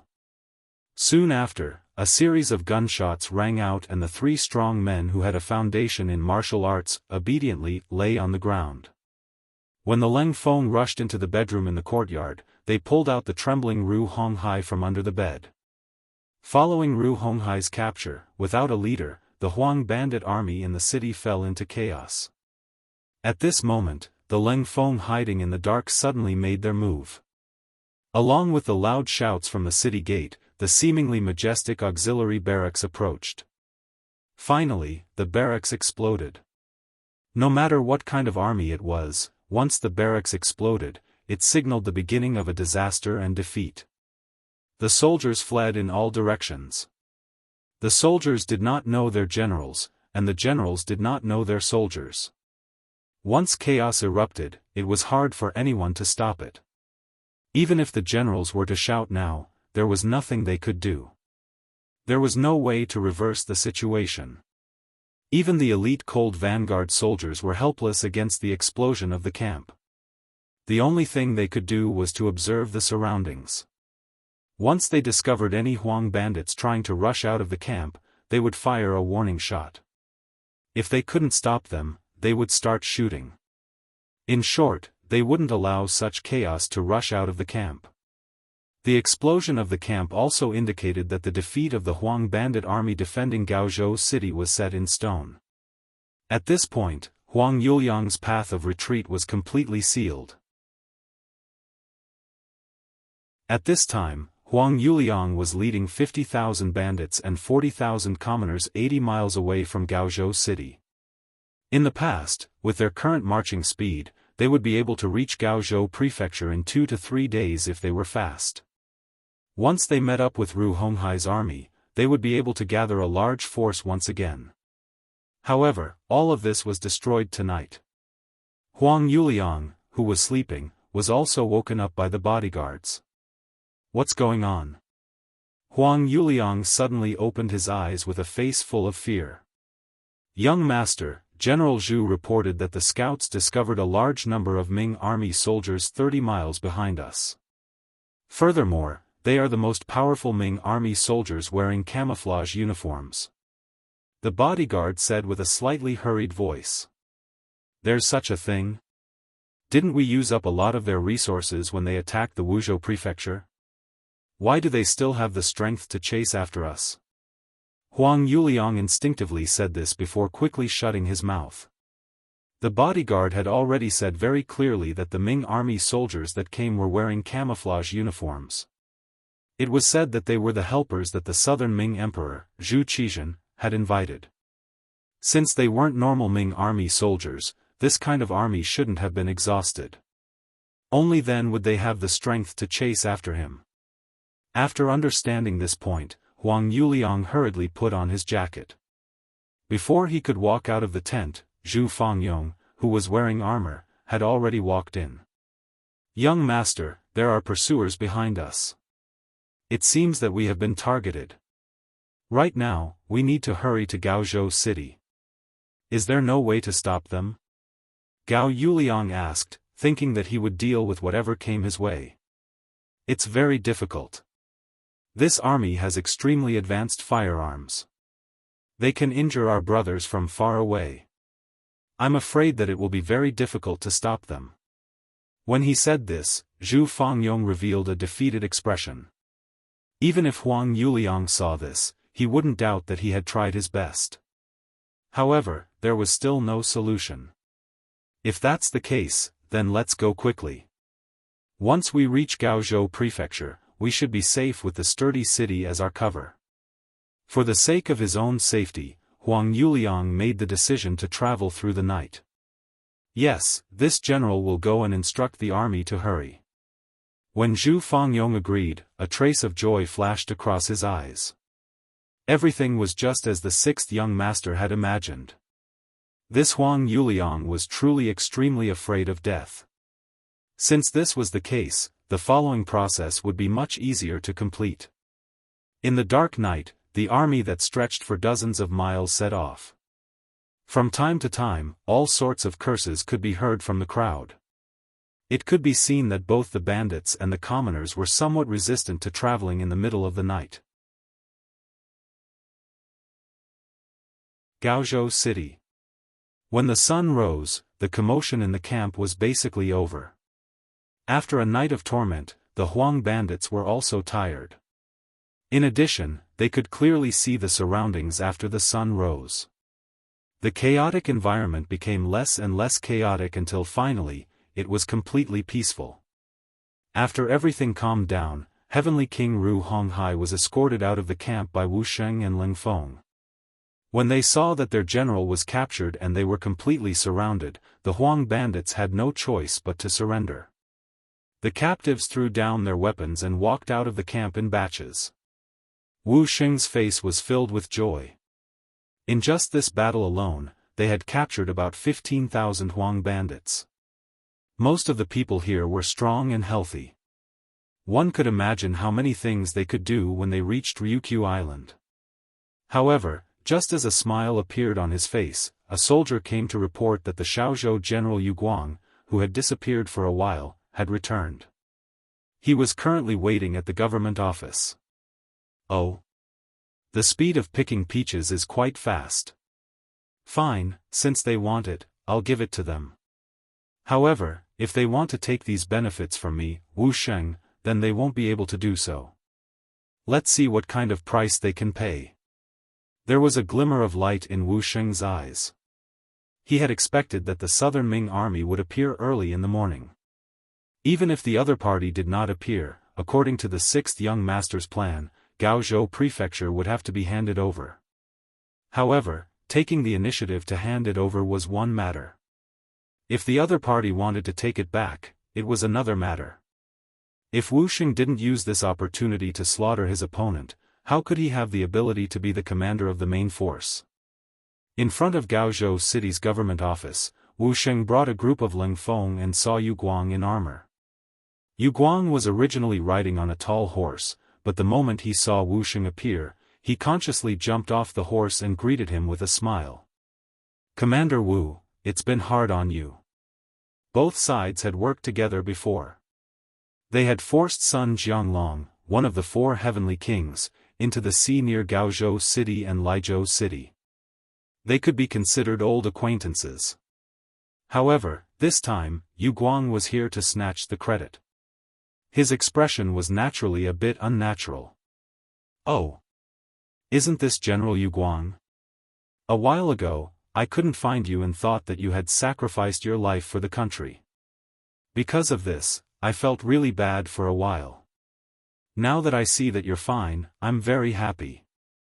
After these words were spoken, Yu Guang's face alternated between red and white. Last time, when Ru Honghai brought his army to Gaozhou City, Wu Sheng directly said that he was no match for him and led his army to leave. Yu Guang didn't listen and defended the city for a day. In the end, because he didn't have enough troops, he escaped from Gaozhou City. It was after that there was a gap between the two of them. Now that Wu Sheng said this to him, he was just venting his anger. Yu Guang, who knew that he was in the wrong, didn't listen to Wu Sheng when they defended the city last time. Now that he wanted to take advantage of the situation, his expression was naturally very unnatural. However, when he thought about how he could take the credit for taking down Gaozhou City, it would greatly make up for the crime of losing Gaozhou City last time. He had no choice but to bite the bullet and say, Yu Guang will remember Commander Wu's concern for me. This time, I still have to thank you for helping Nanming take down Gaozhou City. Oh, this isn't a big deal. If you're willing, I can give you the credit for taking down Gaozhou City and even capturing Ru Honghai alive. However, General, you should also know that many of our brothers have died in this battle. The compensation for their families cannot be neglected. Wu Sheng said in an overbearing manner. When he heard that Wu Sheng was willing to give him all the credit, Yu Guang had long become excited. Good, good. How about we go into the government office to talk? Good, General Yu, please. Commander Wu, please. The two of them entered the Gaozhou City government office one after the other. What followed was naturally a round of bargaining. After 4 hours of negotiation, Wu Sheng took away 15,000 captives and 200,000 taels of silver from Yu Guang. The amount of silver wasn't much. Furthermore, Yu Guang used his identity as a general of Nanming to borrow it from the rich gentry in Gaozhou City. Even though Ru Honghai had already entered Gaozhou City, this place had also been visited by another heavenly king, Sun Jianglong. However, as the local tyrants, which one of them wasn't a crafty rabbit with 3 burrows?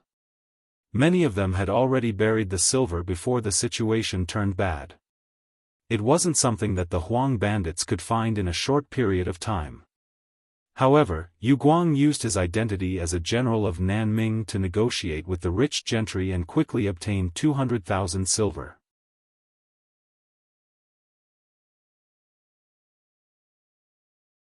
Chapter 398. Wuxing left after getting the person and the money.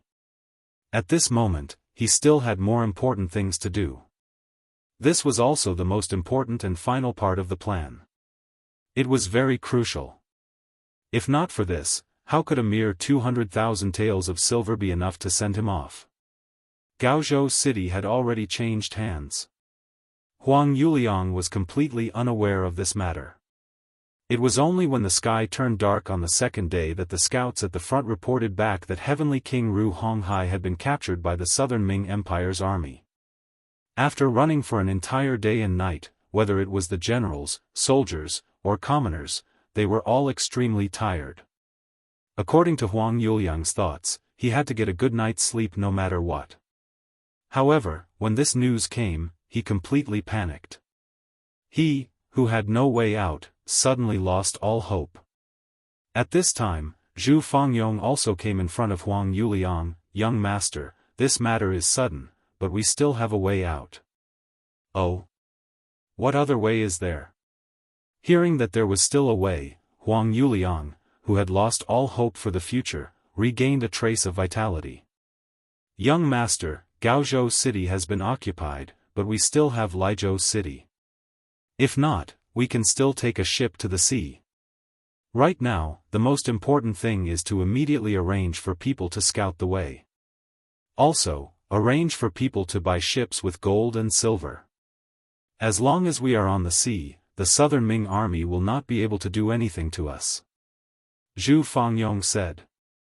That's right. As long as we are on the sea, the Southern Ming army will not be able to do anything to us. Good, let's do that. Huang Yuliang had completely lost his ability to judge. He really did whatever Zhu Fangyong told him to do. He immediately ordered people to take a lot of gold and silver and prepare to transport it out. Then, he arranged for 2,000 trusted soldiers to scout the way to Lizhou City and the sea. These 2,000 people were extremely trusted by Huang Yuliang. Most of them had followed his father, Huang Xiaoyang, into the army and were the most trustworthy existences. Even when he was in trouble, he didn't send these people out. But now, in order to find a suitable escape route, he finally sent these people out. Following the departure of these 2,000 soldiers, the only ones that Huang Yuliang could truly trust or be willing to risk their lives for him were the dozens of bodyguards around him. Because of the sudden incident, the original plan of having a good night's rest was disrupted. The army had no choice but to continue on their journey. For a moment, the curses in the army grew even louder, but this was no longer a problem that Huang Yuliang was concerned about. 30 li behind the Huang bandit army, the cold vanguard army had already stopped. They began to set up camp and cook. With the speed of the Lengfeng soldiers, it was not difficult for them to catch up with the Huang bandits. However, it would be extremely difficult for him to obtain nearly 100,000 gold coins. In order to drive them into the pocket, Yang Chendong did not ask the warriors to travel through the night. Instead, he followed them at a leisurely pace. When it was time to eat, one would eat. When it was time to sleep, one would naturally need to sleep.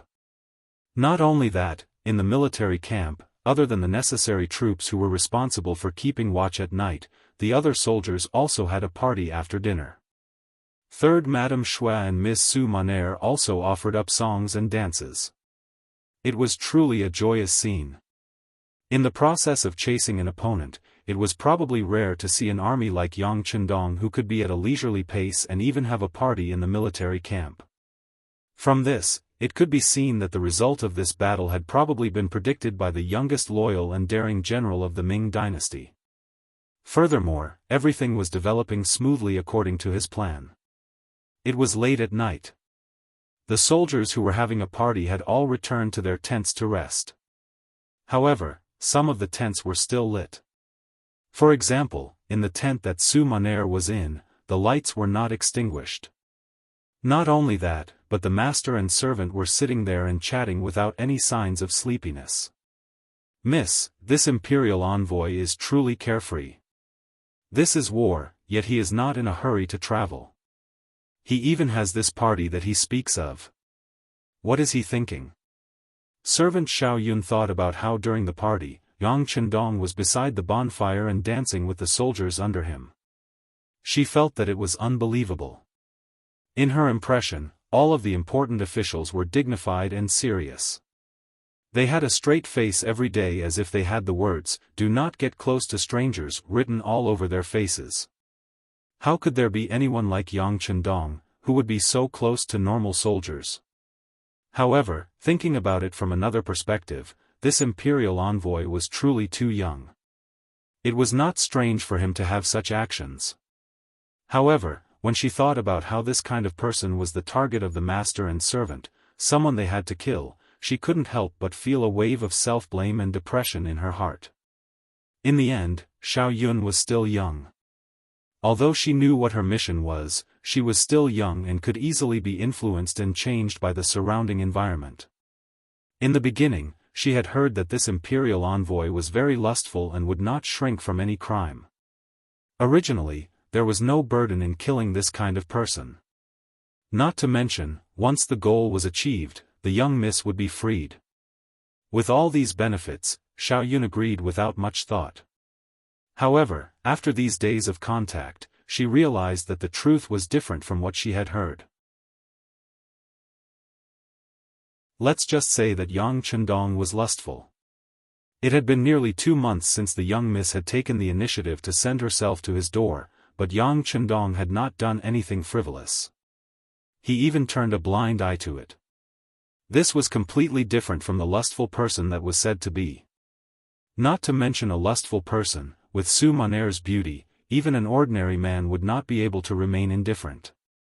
This could be seen from the cold eyes that looked at the young miss. However, Yang Chendong was able to control himself. Not only did he never show anything, but he also had very little contact. On the contrary, he took great care of them in their daily lives. In the past 2 months, Xiao Yun had come into contact with many new things, such as toothpaste, toothbrush, soap, perfume, mirror, and all kinds of beautiful clothes. Yang Chendong had sent many people to deliver these things, but he did not show himself. Xiao Yun couldn't understand all of this. She couldn't understand. In fact, not only the maid, Xiao Yun, but even the master, Su Maner, could not figure it out. As the head of the courtesans by the Qinhuai River, she usually came into contact with all kinds of men. Among them, there were princes and nobles with good family backgrounds, some young masters who boasted of their talents, and some Casanova young master with rich families. But no matter what, there was something in the way these people looked at her. It was a kind of possessiveness, a kind of desire for her body. However, this kind of gaze had never appeared in Yang Chendong's eyes, so much so that Su Maner suspected whether he was a normal man. However, this kind of suspicion was completely dispelled after she came into contact with the 2 madams, Hu Yan and Madame Shui. Sometimes, when she went to greet them in the morning, she could clearly see the satisfaction in the eyes of the 2 madams.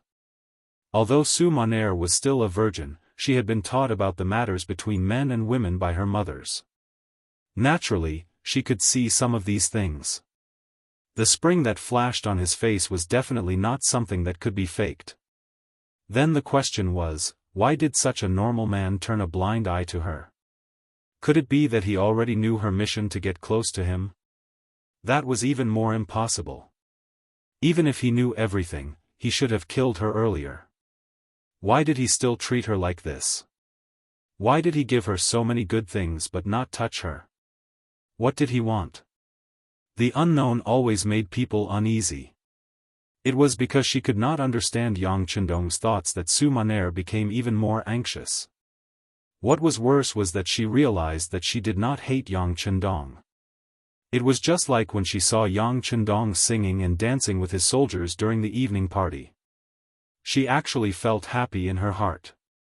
This was not a good sign. She could only have the intention to kill her target. It was impossible for her to have the slightest bit of liking for him. Otherwise, how could she complete her mission? The servant girl, Xiao Yun, was still talking endlessly, but Su Maner could not listen to a single word. From time to time, Yang Chendong's figure would flash across her mind. There was a faint smile on the corner of her mouth, as if it had grown in her head. Even if she waved her hand, it would not go far away. In the tent not far away, Yang Chendong was still using his power to have women on his left and right. After sleeping together for a while, they entered a short intermission. Hiding under Yang Chendong's strong arms, Hu Yan asked with an obedient look, "Lu Lang, is the war about to end?" "Yes, the Huang bandit army is about to be destroyed. The war in Guangdong is about to end." Yang Chendong nodded and admitted. However, he only said that the war in Guangdong was about to end. He did not say that the war was about to end. This originally expressed his attitude. As Hu Yan had other thoughts, she did not think too deeply about it. Naturally, she did not understand the deeper meaning in his words. When she heard Yang Chendong say that it was really about to end, she raised her head slightly. "Lu Lang, what do you plan to do about Miss Su's matter? She has been following us for more than a month without knowing why. What are you thinking?" "Yan, what do you want me to think?" When Yang Chendong heard Hu Yan talk about Su Maner, he could not help but become interested and asked. "This? I don't know." Hu Yan shook her head. She also did not know what kind of mentality she was in now. As a woman, she did not wish to share the man she liked with other women. However, Yang Chendong was so young and so capable. It was not an exaggeration to say that he was in a high position and had great power. Such a person was destined not to belong to any woman. Even ordinary people, who had some ability, would marry a few concubines, let alone people like Yang Chendong.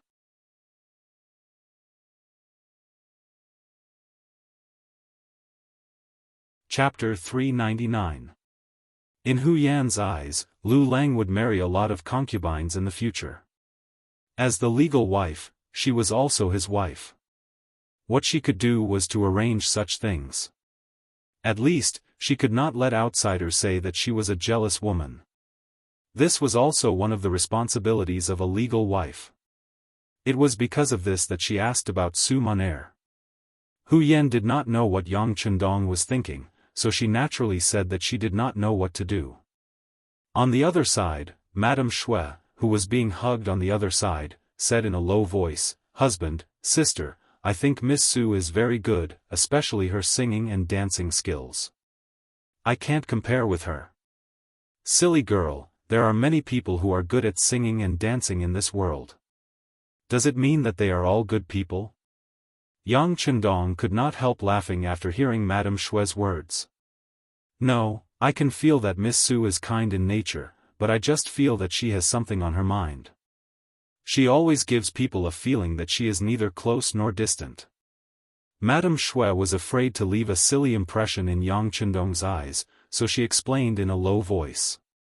As soon as these words were said, Yang Chendong's expression became much more serious. Even Madame Shui could feel it. It seemed that Miss Su's mind was not small. It was not good for her health if it went on like this for a long time. Should he do something? Or could it be that some things could be laid out in the open? At this moment, many plans flashed through Yang Chendong's mind. Su Maner's matter was about to be destroyed along with the Huang bandit army. It was time to solve it. On the official road from Gaozhou to Laizhou, nearly 100,000 people were walking slowly. They had not had a good rest for 2 days and 2 nights. The mental state of the whole team was depressed to a certain extent. Huang Yuliang, who was riding on the horse, looked at all this anxiously. He could not see where the bright future lay. More importantly, the 2,000 trusted subordinates he sent out had already sent back news that they had arrived at Lizhou Prefecture and discovered the presence of the Ming army. However, their numbers did not seem to be large and they might have a chance to attack the city. However, when it came to military operations, they still needed the young master to personally give the order. After all, they originally only wanted to complete the reconnaissance mission. Young master, the team's condition isn't good. Even if we reach Lizhou, I'm afraid we won't be able to complete the mission. Zhu Fangyong followed beside Huang Yuliang and said with a worried expression. General Zhu, do you have any ideas? Huang Yuliang placed his last hope on Zhu Fangyong. Young master, I have a suggestion. We should pick out some elite soldiers and arrange for them to rest. Then, we should rush to Lizhou city first and attack that place. Only then will the army have a way out. Zhu Fangyong said with a serious expression, as if he was worried about the army and the people. All right, then I'll have to trouble General Zhu to lead the team. At this time, only General Zhu can do things personally to make this young master feel at ease. Nodding lightly, Huang Yuliang placed his last hope on Zhu Fangyong. The 4 heavenly kings under him had either died in battle, been captured, or disappeared. There were not many people in the army that he could truly trust. Even Zhu Fangyong could not make him completely trust him.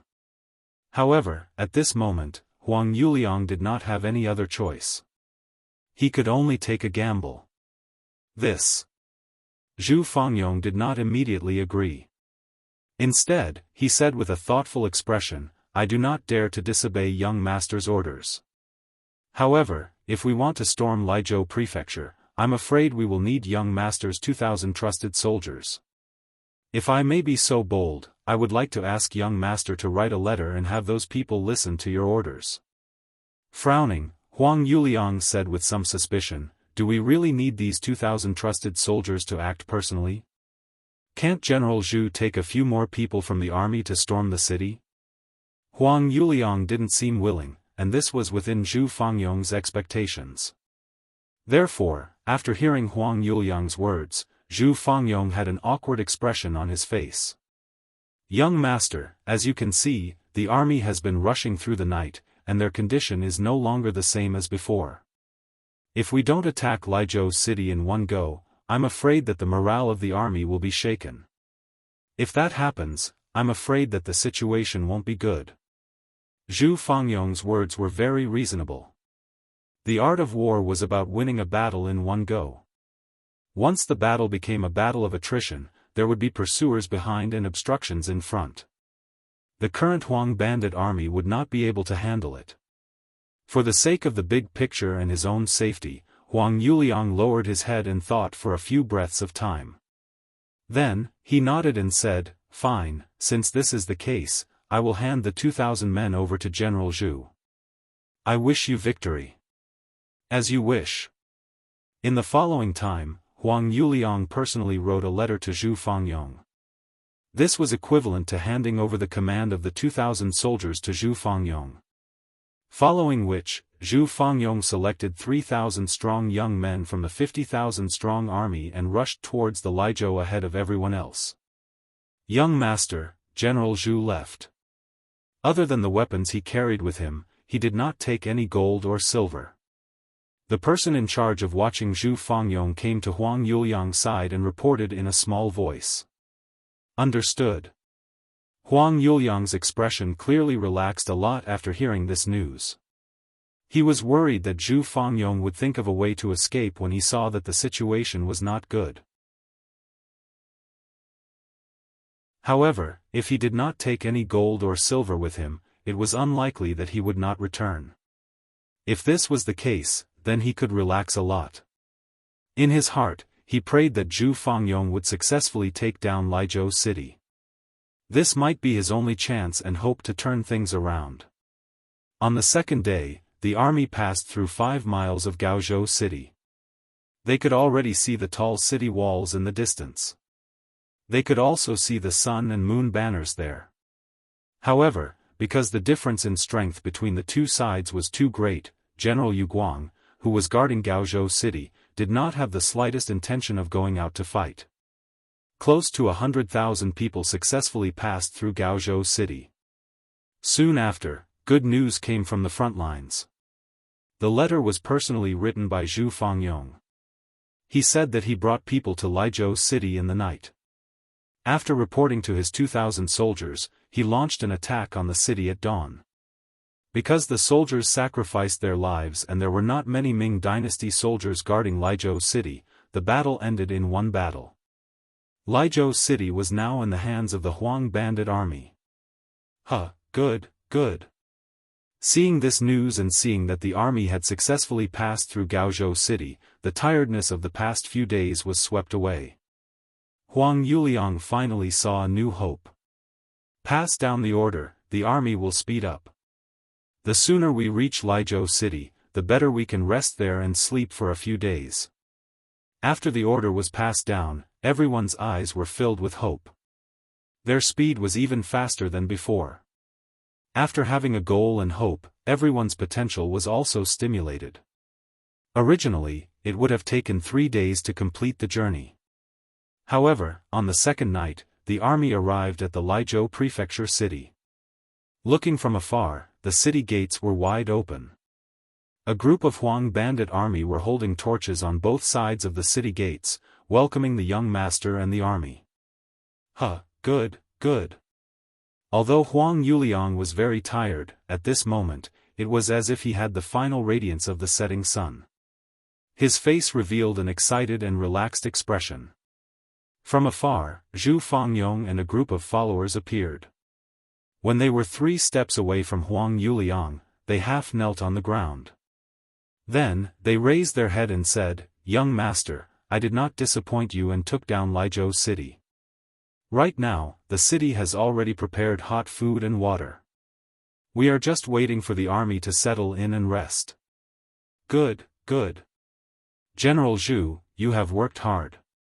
Huang Yuliang said a few more times. Then, his gaze seemed to casually fall on the welcoming army. He frowned slightly. He did not see the presence of his 2,000 soldiers. Huang Yuliang's suspicious gaze fell on Zhu Fangyong's eyes, and he also felt that something was amiss. However, before he could speak, the army behind suddenly became chaotic. Then, a scout on a fast horse rushed over. Young master, something bad has happened. The Ming army behind us has suddenly increased their speed. They are now less than 10 li away from us. So fast? We need to enter the city quickly. Men, protect young master as he enters the city. Zhu Fangyong's reaction was extremely fast. He knew that the 6th young master had rushed over with his army. It was time to reel in the net. Without any explanation, he waved his arm. Behind him, people rushed past him and rushed in front of Huang Yuliang. Wait. Huang Yuliang already felt that something was wrong. However, he could not pinpoint what was wrong. Instinctively, he wanted to resist. However, he did not expect that the people who ran to his side only needed to touch his body to make him feel numb. Then, he felt dizzy and fell to the ground. Fortunately, he was discovered and Zhu Fangyong's subordinates caught him in time. Using this opportunity, he shouted, "The young master has fainted from exhaustion. Everyone, listen to my orders. Enter the city quickly." There were pursuers behind them. Entering the city was the safest way.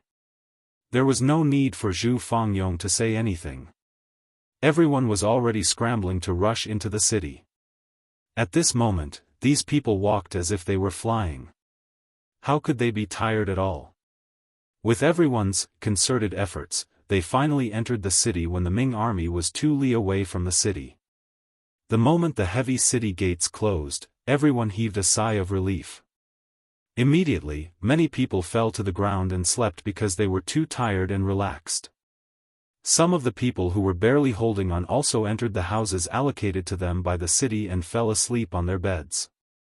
A total of 50,000 Huang bandits and 40,000 commoners fell asleep in the Liezhou prefecture. Just as they fell asleep, outside the city, Yang Chendong led 5,000 people into the city. At the same time, the bandit leader Huang Yuliang was led to a large courtyard in the Liezhou prefecture.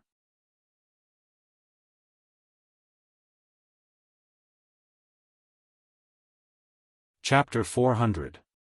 When Huang Yuliang could not see the 2,000 soldiers he sent outside the city, he began to have doubts in his heart. It was only because of the battle report from behind that he put down his thoughts and hurried into the city. However, as soon as he entered the city and entered his large courtyard, which was also when he separated from the army, over 100 vigorous men rushed out from all over the courtyard. The dozens of guards around him were quickly killed, and he was also tied up with ropes. Huang Yuliang, whose mouth was gagged and could not speak, was furious. However, with his body tied up, he could only struggle with all his might to express the dissatisfaction in his heart. All of this continued until he was sent to the magistrate's office and saw a young man sitting high above. Beside the young man was Zhu Fangyong, whom he had once given great authority to. Only then was the white cloth in his mouth taken off, and what followed was a torrent of curses. Zhu Fangyong, this young master has treated you well. How can you do this to me? After the white cloth was removed, Huang Yuliang's shouts could be heard. After being tortured for so long, how could he still have the strength to shout? You have treated me well? You can ask yourself, when have you truly trusted me? Bring him in. Facing Huang Yuliang's questioning, Zhu Fangyong's expression did not change, and he shouted outside. Following this shout, a man with a face full of sideburns was quickly brought in. Just like Huang Yuliang, his entire body was also tied up. Upon seeing this person, Huang Yuliang was dumbfounded. Of course, he recognized the person who was tied up. This was the assistant he had secretly arranged by Zhu Fangyong's side. He was also a spy, and his name was Lu Chang. Normally, everything about Zhu Fangyong was secretly reported to him by this person. When Lu Chang appeared, Zhu Fangyong looked at Huang Yuliang and said, "Since you trust me, why did you arrange for someone to secretly monitor me? Moreover, you even ordered him to kill me on the spot if he discovered that I had any thoughts of rebelling. Can this also be called treating people well?" These words were naturally from Lu Chang. Hearing this, Huang Yuliang knew that there was no way to salvage the situation. He didn't want to dwell on this matter anymore. Instead, he changed his tune and scolded, "Zhu Fangyong, you are a despicable person who betrays his master for glory. Today, you can betray me to curry favor with the southern Ming Empire. Who knows if you will betray your current master to curry favor with someone else one day? You are such a two-faced person. You have no ruler, no father, no heaven, and no earth. You deserve to be punished by everyone." This was Huang Yuliang's counterattack before his death. When he knew that the matter was over and everything was irreversible, he set up another trap before his death. He could already tell that the one in control here was not Zhu Fangyong, but the young man sitting at the head of the table. Even so, his accusation before his death would definitely be like a thorn in the young man's heart. Once there was an opportunity, today's words might become the step that would lead Zhu Fangyong to the guillotine. Zhu Fangyong understood the meaning behind Huang Yuliang's words, and his face turned ugly. Although he was ordered to go undercover this time, in order to gain Huang Yuliang's trust, he had indeed put in some effort and emotions. He had even said some overboard words. However, that was only because the situation forced him to do so. However, if someone were to repeat what he had said back then, he wouldn't be able to defend himself even if he had 100 mouths. When Huang Yuliang's expression changed, he also laughed out loud. He noticed that not only did Zhu Fangyong's expression turn ugly, but the young man sitting at the head of the table also had an unhappy expression. Did this not prove that the thorn he planted had already taken effect? Ha, ha ha ha. Just as Huang Yuliang's laughter sounded, another loud laugh followed, and it quickly drowned out his laughter. This voice came from Yang Chendong, who was sitting at the head of the table. Yang Chendong's sudden laughter stopped Huang Yuliang's laughter. He looked at the young man with a puzzled expression. He couldn't understand why the other party was laughing, and he couldn't tell what was going to happen next. Very good, very good. As expected of someone who could become a bandit leader. This psychological attack is indeed powerful. It's just that your calculations are wrong. Battalion Commander Zhu was originally arranged by me to be by your side. Everything he did and everything he said was approved by me. Perhaps in the process of carrying out the mission, he had no choice but to use some tricks. However, that was also to better complete the plan. Now that you have been captured and kneeled in front of me, it is clear proof. Yang Chendong, who was laughing loudly, first proved Zhu Fangyong's innocence. He explained that Zhu Fangyong had become a spy completely under his orders, and everything he did was to complete the mission. With this, he placed Zhu Fangyong in an extremely high position. Next, Yang Chendong continued to speak in order to prevent any future troubles. Zhu Fangyong will be the deputy commander of the Cold Vanguard's 2nd Regiment, and will be awarded the rank of lieutenant colonel in recognition of his outstanding contribution in eliminating the Huang bandit army. From now on, no one is allowed to mention that Deputy Commander Zhu was a spy in the Huang bandit army. If anyone dares to disobey this order, they will be punished according to military law. Now, I will have to trouble Deputy Commander Huang to personally kill Huang Yuliang in the lobby and draw a perfect conclusion to this matter. First, he placed Zhu Fangyong in a righteous position so that he could be justified in his actions. Next, he praised and promoted him to show that he had done a good job. Next, he warned the others that this matter was over, and if anyone dared to bring up the old scores, they would be severely punished. Finally, he arranged for Zhu Fangyong to chop off Huang Yuliang's head. This way, he would really be cut in half. Zhu Fangyong heard Yang Chendong's painstaking efforts and knelt on the ground with a thud. Thank you, 6th young master, for your trust. Zhu Fangyong will never be able to repay your trust even if I die 10,000 times. That's enough. From now on, you will be a high-ranking officer in the Cold Vanguard army. Don't talk about death so casually. Beta Persei, give Deputy Commander Zhu a knife so that he won't continue to be noisy. Yang Chendong looked at Zhu Fangyong with a smile and handed over a steel knife. Holding the steel knife, Zhu Fangyong walked to Huang Yuliang, who was kneeling on the ground, with a ferocious expression. Feeling the aura of death, Huang Yuliang no longer spoke as confidently as before. Instead, he peed and pooped all over the ground. General Zhu, on account of the fact that I have treated you well in the past, please plead for mercy for me. As long as you don't kill me, I will do whatever you want me to do in the future. Hey, despicable person, die. After Zhu Fangyong's loud shout, a silver light flashed and a large head was separated from his body. Fresh blood spurted out from the neck and covered Zhu Fangyong's face and body. Huang Yuliang was dead. His death represented the official end of the so-called Guangdong uprising that had caused chaos in Guangdong for nearly 2 years. It also meant that the Huang father and son had completely retired from the stage of history. Now that Huang Yuliang was dead, the next step was to deal with the entire Huang bandit army.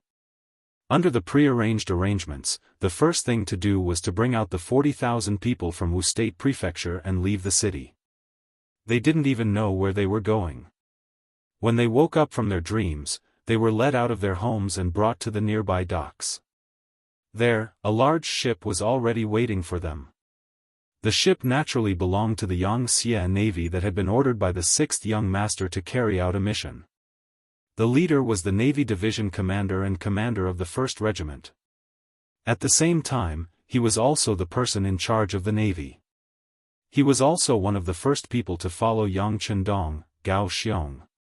It had been more than 2 years since they last saw each other. Now, they could finally see the glory of the sixth young master. Gao Xiong stood his ground and used his authority to take the initiative to come to Lizhou Prefecture to pick up people. Lizhou Prefecture Yamen. When Gao Xiong appeared in front of Yang Chendong, he first gave a standard military salute. Then his knees went soft and he knelt on the ground. Gao Xiong wants to meet the young master. Greetings, young master. You're already a division commander and in charge of the entire navy. I heard that in this part of the sea, your name Gao Xiong is known by everyone. Even mentioning your name can stop a 3-year-old child from crying. Why are you crying now? The moment he saw Gao Xiong, Yang Chendong's heart was filled with excitement. This little pirate who wanted to find trouble with him but was subdued by him had finally become a general. It really made people sigh and feel gratified. Listening to Yang Chendong talk about his glorious deeds, Gao Xiong couldn't help but cry and smile. He said embarrassedly, "Young master, what I heard were rumors. I don't have that kind of ability. All of this was given to me by the young master. I was just following the orders of the young master." "Oh. Don't be arrogant. That's good. Come, get up. Tell me about the situation on Ryukyu Island and what Reiken City is like." Yang Chendong nodded with praise. Gao Xiong was originally a pirate, so he was very familiar with the sea. He was also proficient in naval warfare.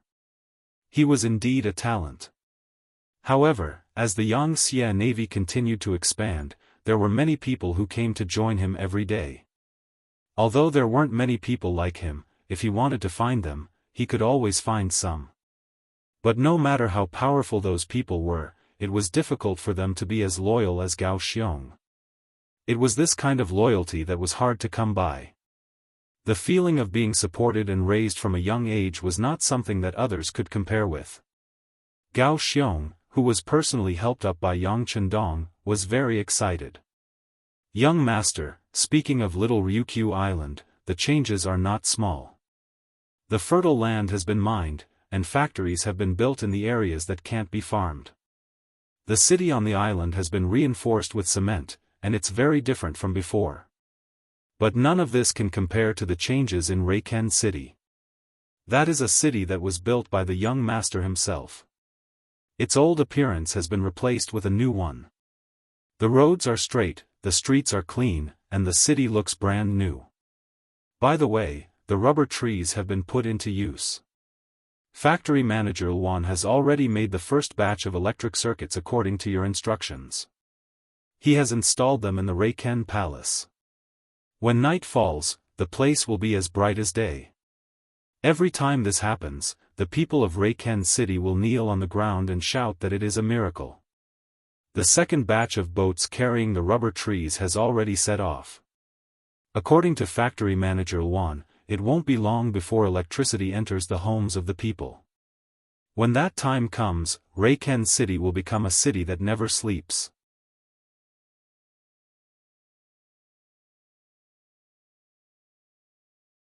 Chapter 401. Gao Xiong spoke excitedly, and Yang Chendong listened attentively. From time to time, he would give some suggestions. "Tell manager Yuan that the rubber trees can also be cultivated. If the climate is suitable, they will survive very well. Transporting them so far by sea is not a long-term plan." While the master and servant were chatting, the Lizhou citizens were also forcefully sent onto the ships. When they were being moved from their ancestral land, many of them had expressions of reluctance. There were even some who resisted. However, Yang Chendong believed that once they reached Ryukyu Island, they would know what a true paradise was. At that time, even if they were chased away, no one would want to leave. Moreover, before long, being able to reach Ryukyu Island would become a symbol of glory. At that time, it would be difficult for anyone to snatch such an opportunity. 40,000 civilians of Wuxia Prefecture, 50,000 civilians of Lizhou Prefecture, and 50,000 Huang bandits under strict supervision boarded the ships. They would become another batch of residents of Little Ryukyu Island, making their own contributions to the development of the island. 90,000 citizens were easier to deal with, but 50,000 Huang bandits was a headache. Although there were many young people among them, there were also some who were brave and ruthless. For this reason, Yang Chendong specially arranged for Zhu Fangyong to follow them to the island. After all, he had led them before and was familiar with their situation. However, before they boarded the ship, Yang Chendong still instructed Zhu Fangyong, if they have a kind nature or can be changed, we can spend some effort to help them. However, if they have an impure heart, we can sentence them based on their past actions. If they have committed heinous crimes, we can kill some of them. If they haven't committed heinous crimes, we can arrange for them to serve their sentences. Isn't there always a shortage of people to build roads? We can arrange for them. Fortunately, during the last battle of Wuzhou, Zhu Fangyong had already arranged for some uncivilized people to fight against the Ming army. Both sides had suffered great losses, and most of the troublemakers had been dealt with. The following work shouldn't be too difficult. Work went on in an orderly manner. In order to complete the mission, Gao Xiong had brought along 2 battalions of the Navy's Cold Front, as well as 3 auxiliary battalions. With them and the fact that most of the people being transported were civilians, there was no need to worry about their safety. It's time to solve her problem. With a sigh, Yang Chendong led Tiger's Mane, Beta Persei, and the others to the backyard of the Liezhou government office. Su Moner had just entered the city with Hu Yan and Madame Shui. She was still settling down and tidying up. Little Yuan, bring a basin of clean water over. The windowsill is really too dirty. Hearing the sound of footsteps behind her, Su Moner said without turning her head. However, since she had already said that, she quickly stood there and did not move. After about 2 or 3 breaths of time, she slowly turned around with a nervous expression. You've come. Naturally, the person who came was Yang Chendong.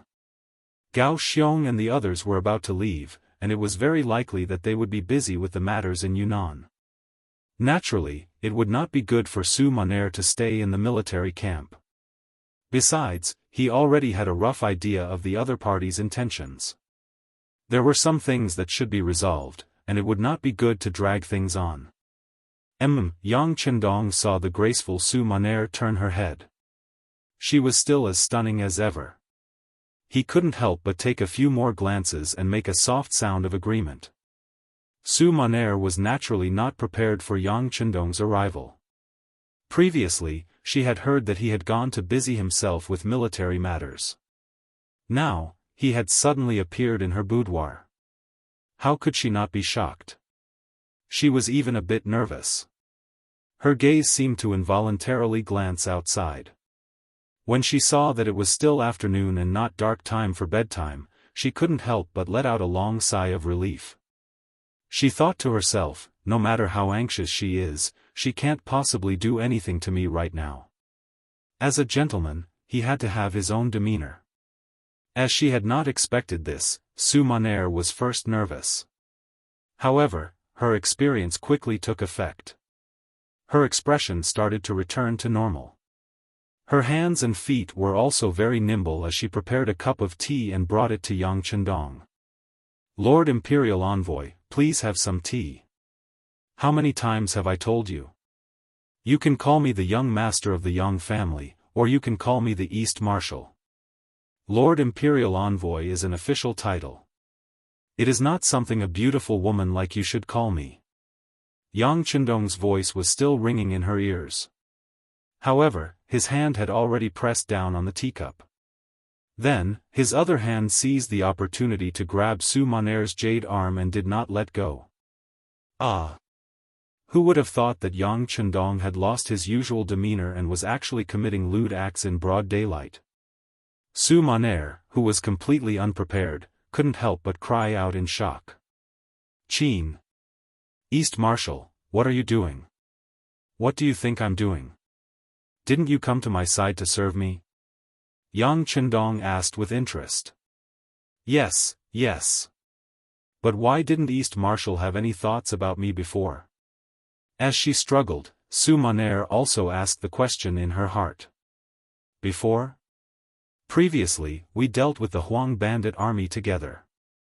How could I have such thoughts? Now that the overall situation has been decided, I naturally have to do what needs to be done.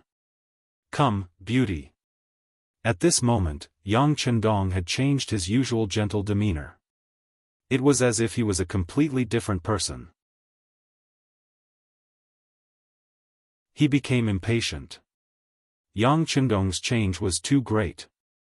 If Hu Yen and Lady Shui were here, they would definitely find it very strange. In the end, Su Maner still didn't know much about him. She thought that this was his true appearance and that she had seen through his nature. At the same time, there was a faint excitement in her heart. She had been arranged to be by Yang Chendong's side. Her purpose was to kill Yang Chendong at the last moment. At the same time, she wanted to end the Southern Ming dynasty's future troubles. At the same time, she also wanted to fulfill her wish of repaying the debt of gratitude. With this thought, she had already imagined the scene of her killing Yang Chendong countless times in her mind. She had even imagined what she should do now when the other party was careless. On the surface, Su Maner appeared very nervous. However, she was very excited in her heart. She also changed her usual dignified appearance. First, she revealed a fox-like smile.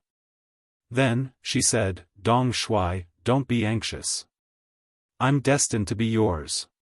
However, even if it's my first time, I have to leave a good impression. Why don't you give me some time to take a bath?" This was already a form of tacit agreement. If it was any other man who heard these words, they would be overjoyed. Toward such a request, there should be nothing wrong with it. However, in front of Yang Chendong, he didn't act according to common sense. Instead, he shook his head anxiously. "There's no need to take a bath. You already smell very good. I can even smell the scent coming from your body. Why don't we go directly to the bed?" As he spoke, Yang Chendong actually used a little strength and hugged Su Maner by the waist. Then, he laughed loudly and walked towards the wooden bed not far away. "You are really impatient." A hint of anger flashed across Su Maner's eyes. Then, she regained her composure. Not only that, she even cooperated and stretched her arm backwards. Then, she touched Yang Chendong's waist. She looked as if she was trying to cater to him. Pooh! Just as Yang Chendong was laughing loudly and feeling pleased with himself, the sharp hairpin suddenly pierced into his waist. On the hairpin was Su Maner's tightly clenched arm. At this moment, she no longer had the expression of cater to him. Instead, she was glaring angrily. Then, a look of relief appeared on her face. Plop! After being pierced by the hairpin, Yang Chendong seemed to be seriously injured. His hands suddenly became weak. Then, he threw Su Maner from his arms to the ground. Then, he took a few steps back. You want to kill me? Why?" With a face full of doubt, Yang Chendong widened his eyes. It was as if he couldn't believe what was happening in front of his eyes. "There's no why. It's just because you have to die." Su Maner, who had climbed up from the ground, gritted her teeth and said. Then, she laughed loudly as if she had lost her mind. "I didn't expect that I would really be able to complete this mission." "Ha ha ha. Mission? Who gave you this mission? Could it be Zhu Qizhen from Yingzhong?" Yang Chendong asked with a forceful tone. When Yang Chendong asked this question, a look of surprise flashed across Su Maner's eyes. However, when she saw the hairpin in her hand, she couldn't help but shake her head and laugh. "Forget it. There's poison on my hairpin. It has already entered your body. There's no saving you. Since you're going to die, why do you still need to ask so clearly?" It's precisely because I'm going to die that I want to be an understanding ghost. I don't know if you can fulfill my wish. As Yang Chendong staggered, he kicked over a wooden stool as he retreated. Finally, he steadied himself. Seeing Yang Chendong in such a state, for some reason, a look of pity flashed across Su Maner's eyes. Then, she slowly turned her head away. Her originally beautiful and clear eyes couldn't stop the tears from flowing down. You're crying. You still can't bear to kill me, right? You must have your reasons, right? Yang Chendong, who had noticed this scene, continued to ask questions. Don't ask any more. You're going to die, and I'm going to die too. Why do you still need to be so clear? What's the point?